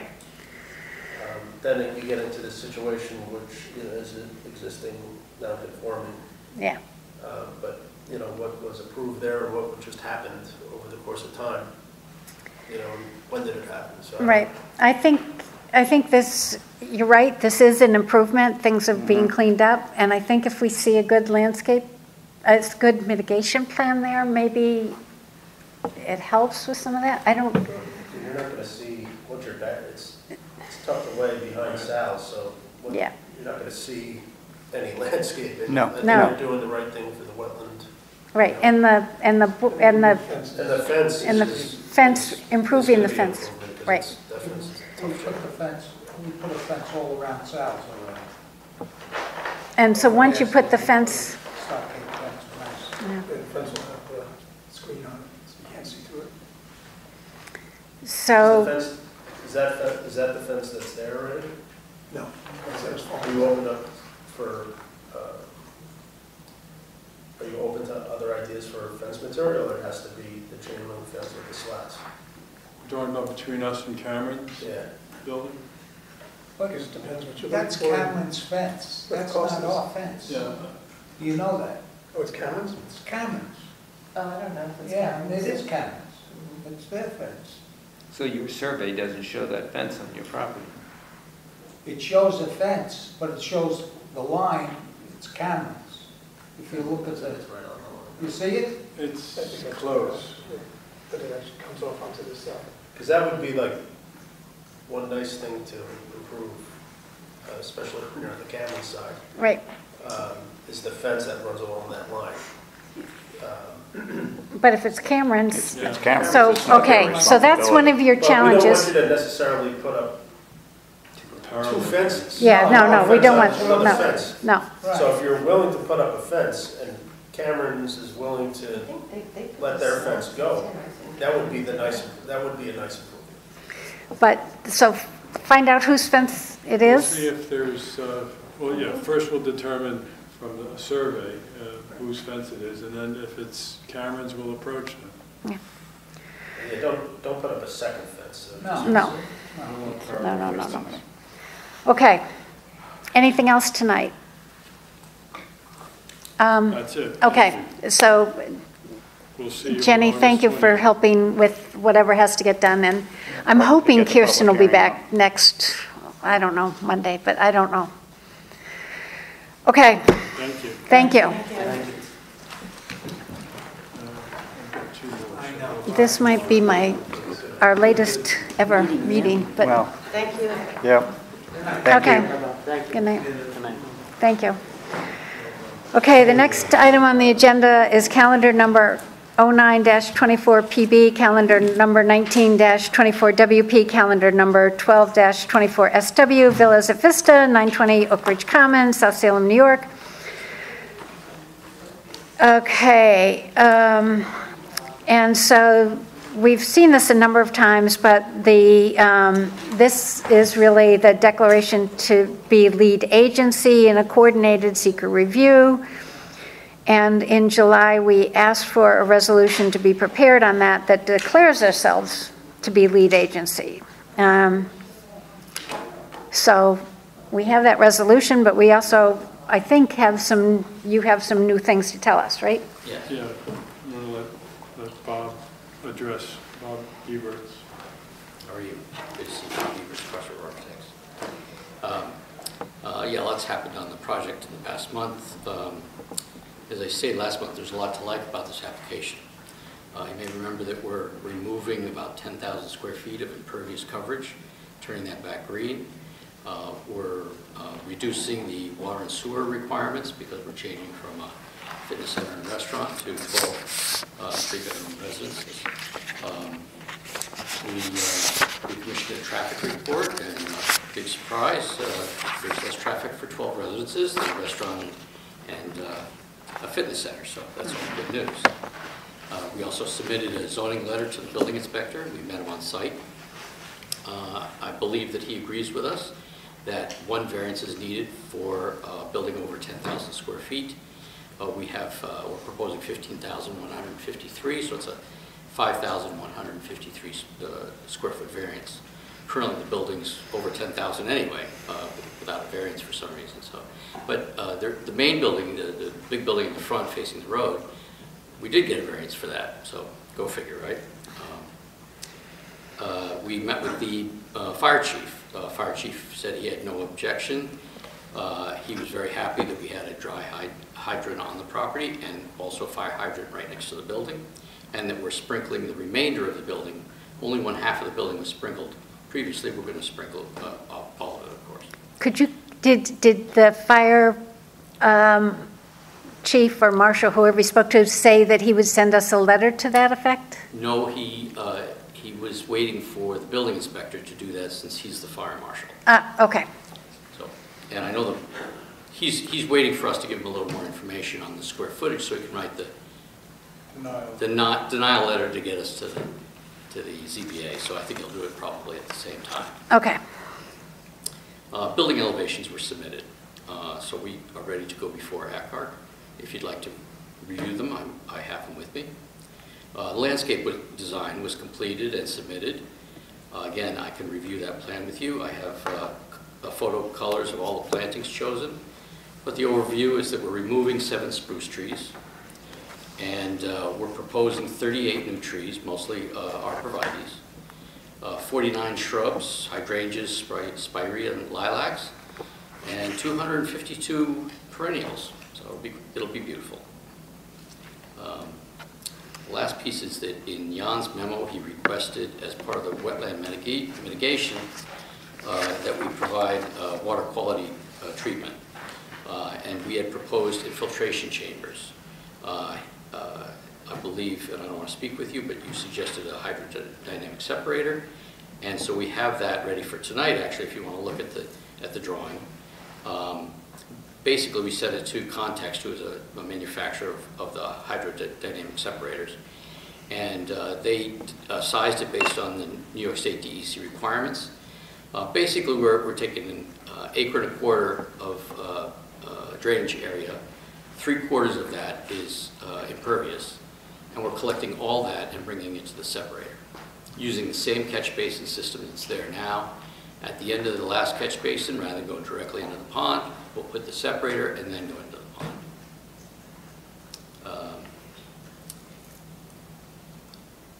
I think at this point, you have all the notifications returned so that you can vote on lead agency, if I'm not mistaken.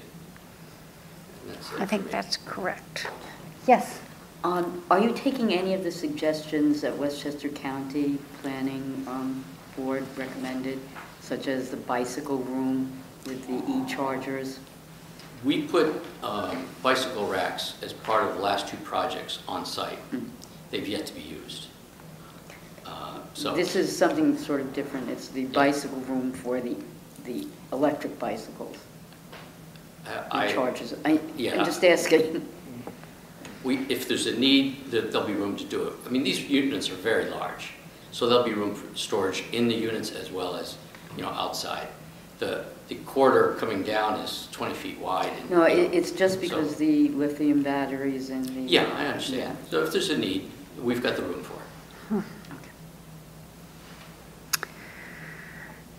I'm just going to say, I appreciate that you're putting in lots of plantings and so forth, but I think I would like a couple canopy trees rather than just all arborvitae. I don't remember. There's a red bud and a... did you see a plant? I don't remember seeing. I'm thinking. Just came in. Oh, it just came in. I believe it came in after the original, or after the due date of the submission to the developer. Yeah, but I thought Kristen distributed that. I thought, I got it. So I thought it was distributed, but I may be wrong. I'm sorry, let me just check. There's a shade blow and a Eastern red bud in addition to the arborvitae's, but we can add more. I'm just getting vibes from the CAC, and I'm sure it's going to come, so that it might be something to consider. Perfect. We'll do it. Okay.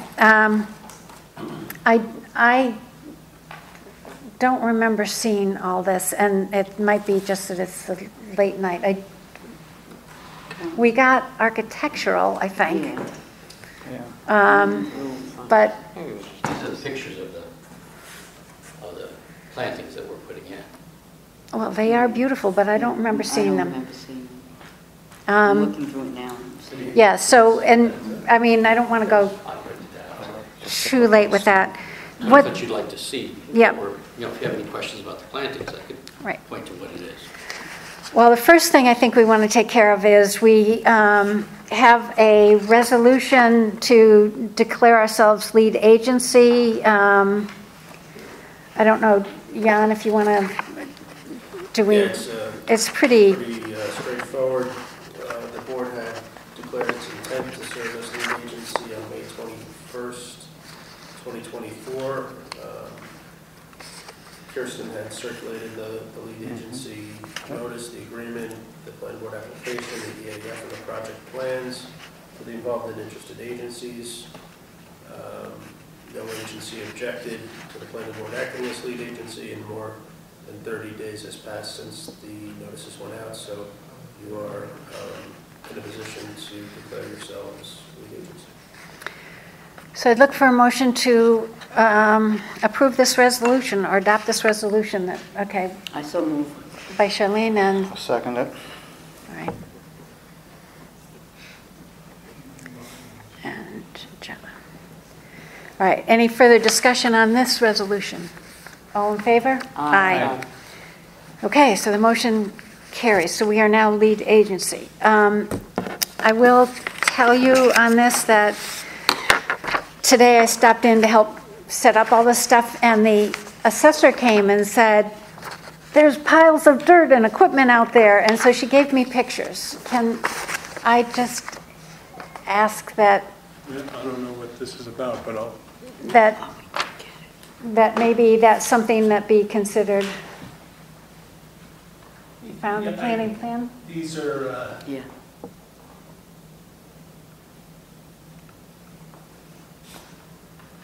I think it's a tree company that's been using. I'm not charging them to do this, but to use this. That's what this is. Okay. It's not our equipment. Some is, but they've got an excavator there, or mini there. All right, I don't really know, but I just, when the assessor saw me and comes running in and says, you know, you ought to know about this. Again, I don't necessarily, we're not code enforcers here. No, I just thought I'd hand it to you. Okay. So, when we talk to Kevin about this, and is that what you deal with this? If it's going to be there on a semi-permanent basis, you better. Yeah. Right. Well, the excavator will get rid of it as soon as I'm done doing this work. That I know. Okay. The other guy's tree service guy, local guy that I've allowed him to, it's kind of out of the way, I've allowed him to. Well, it looks like there's piles of dirt, and I don't know. That's just item 4 that's been there. Okay. That's a nice job you've done. Nothing's happening, with it. So Okay. I'll talk to Kevin about it. All right. Again, not really our job. Again, I'm trying to deal with the assessor and helping. Okay. Anyway, so we've declared this. What do we refer this to the building inspector now? Is that? Already referred it. I think we have, right? Yes, we had had a very productive meeting with Kevin, Judd, myself, the applicant, to go over the main zoning question at the time was the fact that this is multifamily use in the RB district, and what regs do you apply, the underlying RB or the multifamily. So that all got resolved during the meeting.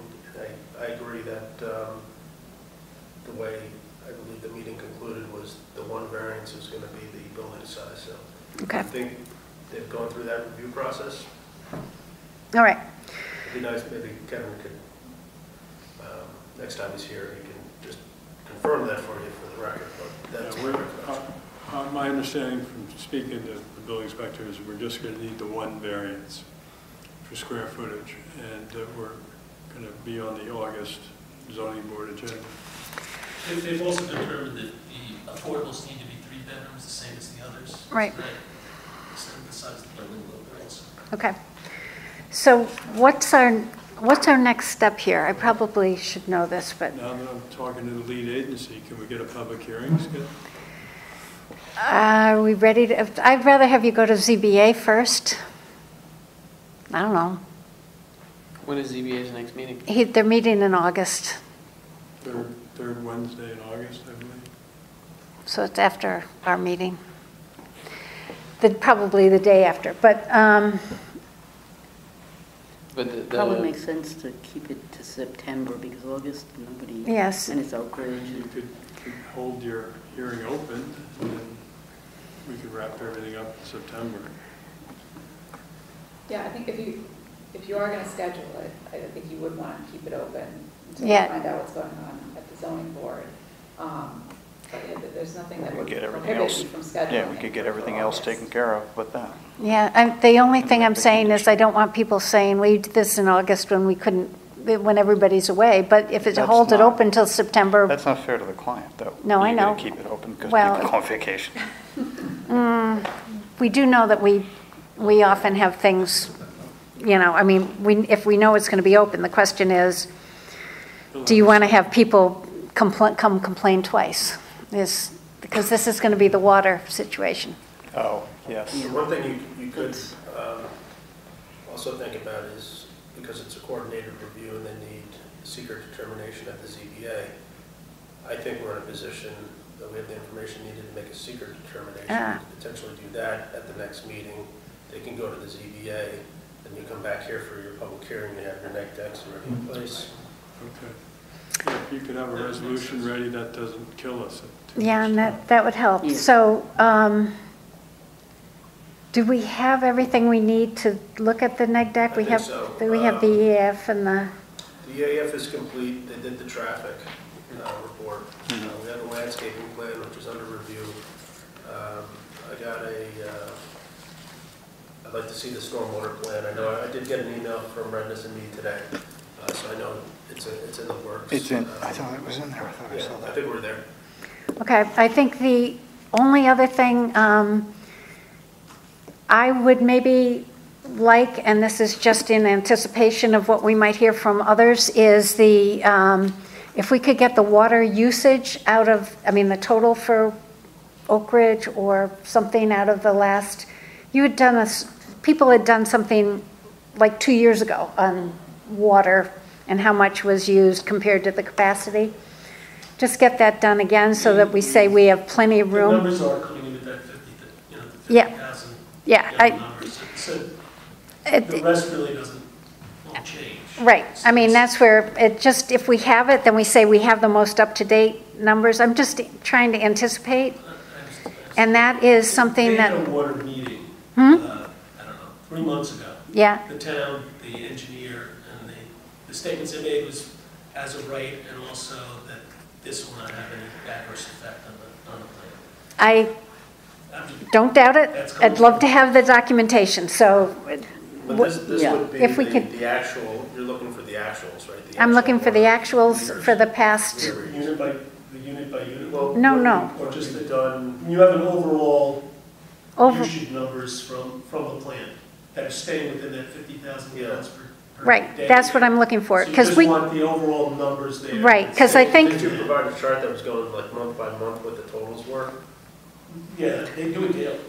Yeah. Right. We're not going to just... Can we put together a chart? Yeah, not the overall one done by every unit in the place. This is just how much usage is. Because I think is that staying in line with the capacity is something like 80,000 and you're using 50,000 and it goes from 46 to 52 month by month. Before, just updated yeah, I think because that was old, and it shouldn't be that hard to update for now, and we will have it in its current Unit by data. unit is. No, I'm not asking for that. Because that was a part of the other, and that's how we came into. No, all I what want- the numbers will be for these units. Right. So. No, I'm. Overall is. We want to make sure that it's within the, staying within the capacity, and there hasn't been any strange fluctuation, you know, that, and we do have it for a couple of years ago, and I think if we just bring it up to date, we have that data. Okay, so that would be the only other thing that would be part of the neg deck. Okay, so we get that for next time. That's good enough, and then. August 20th, we'll look forward to a neg deck action. Okay. Thank you. Do you send this to ACAR? Do we have to? I guess, I mean, does it have to come from us? But I think we certainly can, we can say, okay, go to ACAR. That's required, I usually do.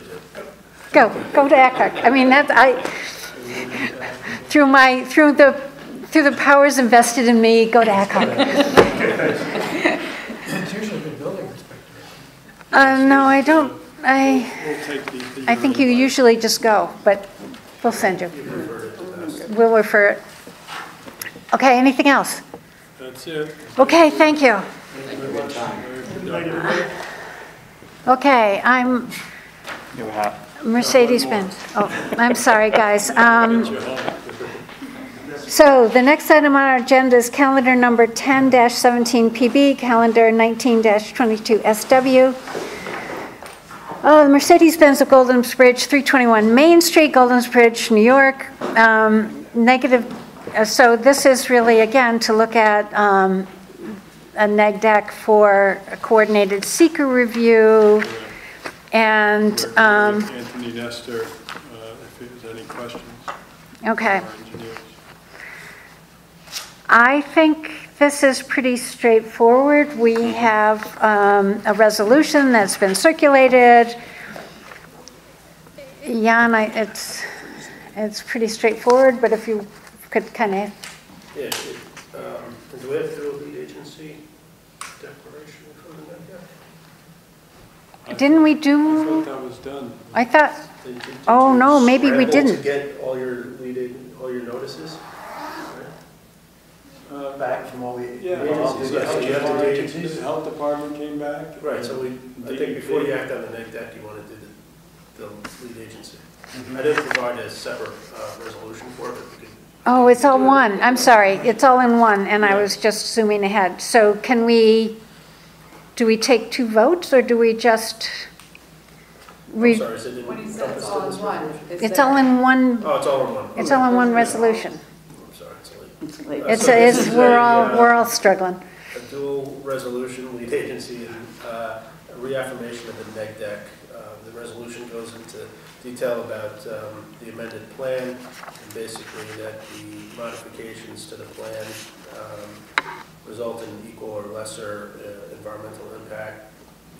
Therefore, the board is reaffirming its previously issued neg deck from the original project.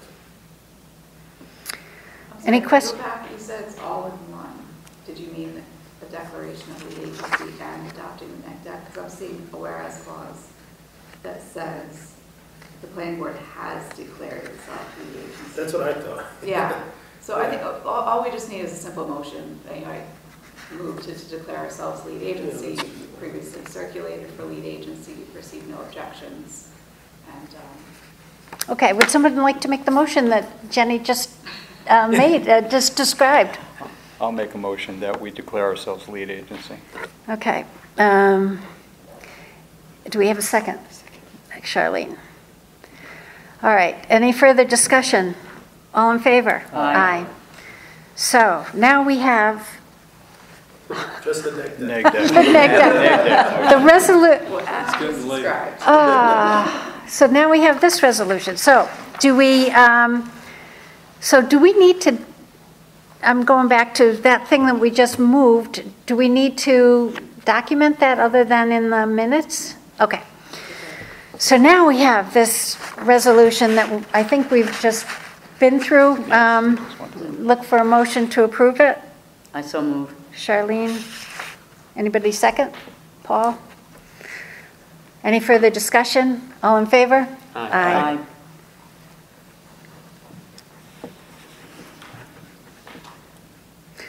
Okay, so the next stage here is, unfortunately, the ZBA voted before we Yeah. did this. But now that you've done it, they're just going to adopt a new resolution without making us come back for a public hearing. Oh, good, okay.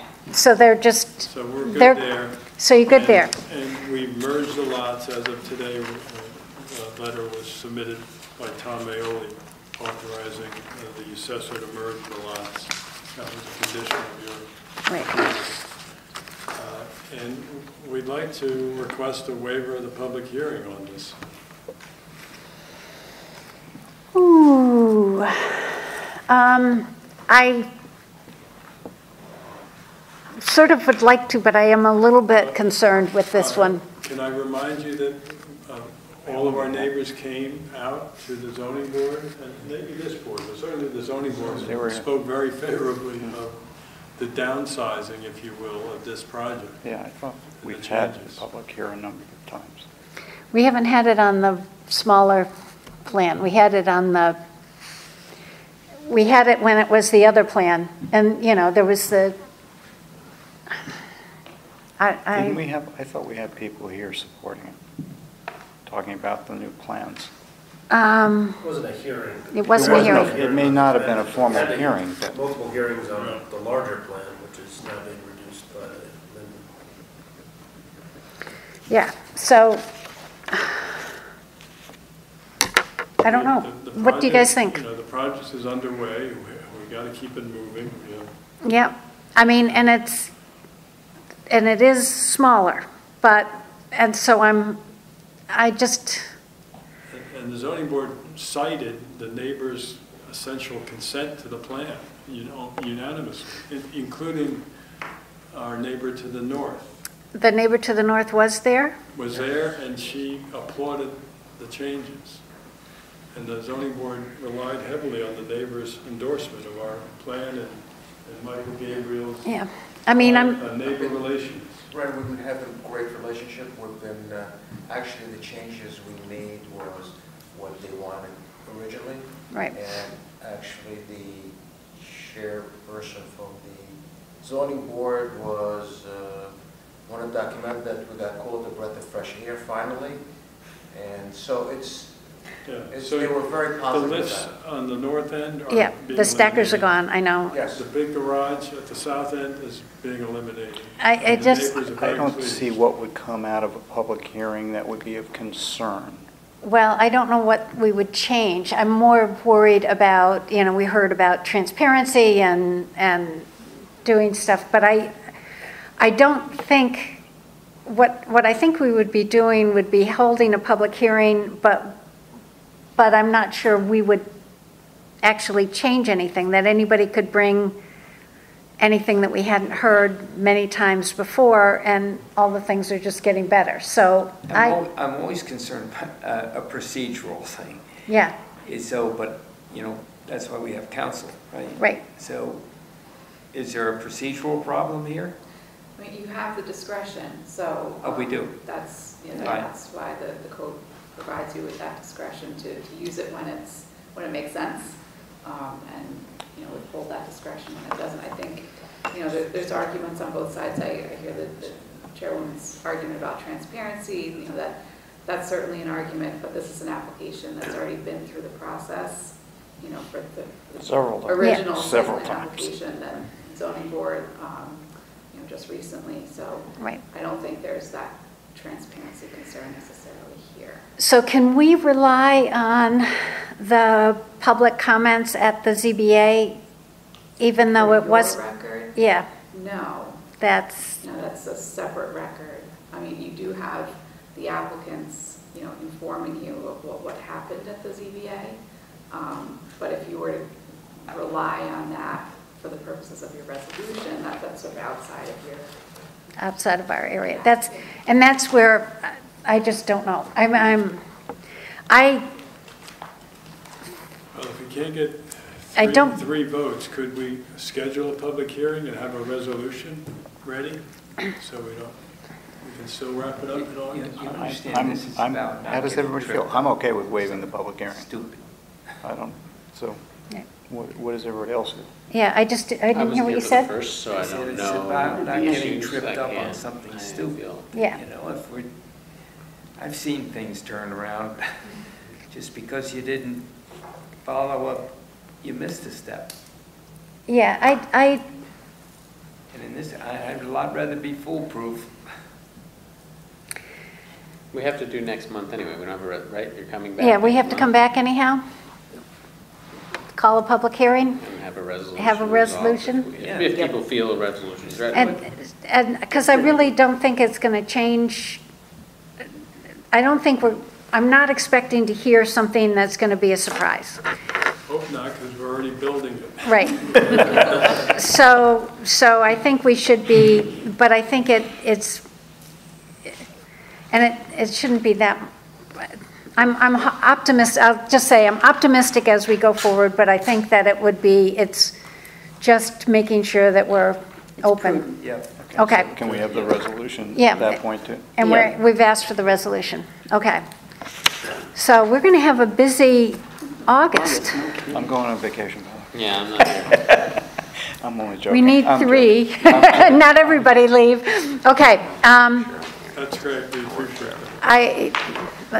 And so the other thing about a public hearing is it'll be earlier on the agenda, so that's good. I really apologize. Thank you for your patience. We're overloading Jan with resolutions to have ready in August. Yeah. Everybody gets an approval. Everybody. Unlike these guys. Okay. All right, thank you. Thank you. All right. So much. Enjoy the Really summer. Thank you. Okay. Just a couple more things. So we said we put down the comprehensive plan update. I'm just letting people know that the town board public hearing was continued until July 22nd, so that will be there. So, and this is on the comprehensive plan itself.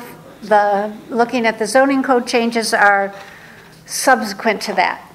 So those still haven't been referred officially to us. I'd look for a motion to approve the minutes of June 18th. So moved. So moved, Charlene. And this is minutes. And who's doing the second? I'll second it. I wasn't here, so. You weren't I'll here. second it. Okay. John. Any further discussion? All in favor? Aye. Okay. Announcing the next meeting date is August 20th, 2024. And looking to adjourn the meeting at 10:43. Look for a motion? Yep. Paul? And a second? Aye. John? Rush All in today. favor? Aye. And this is the latest Yes, public this is hearing we've ever That had. was a bad luck charm.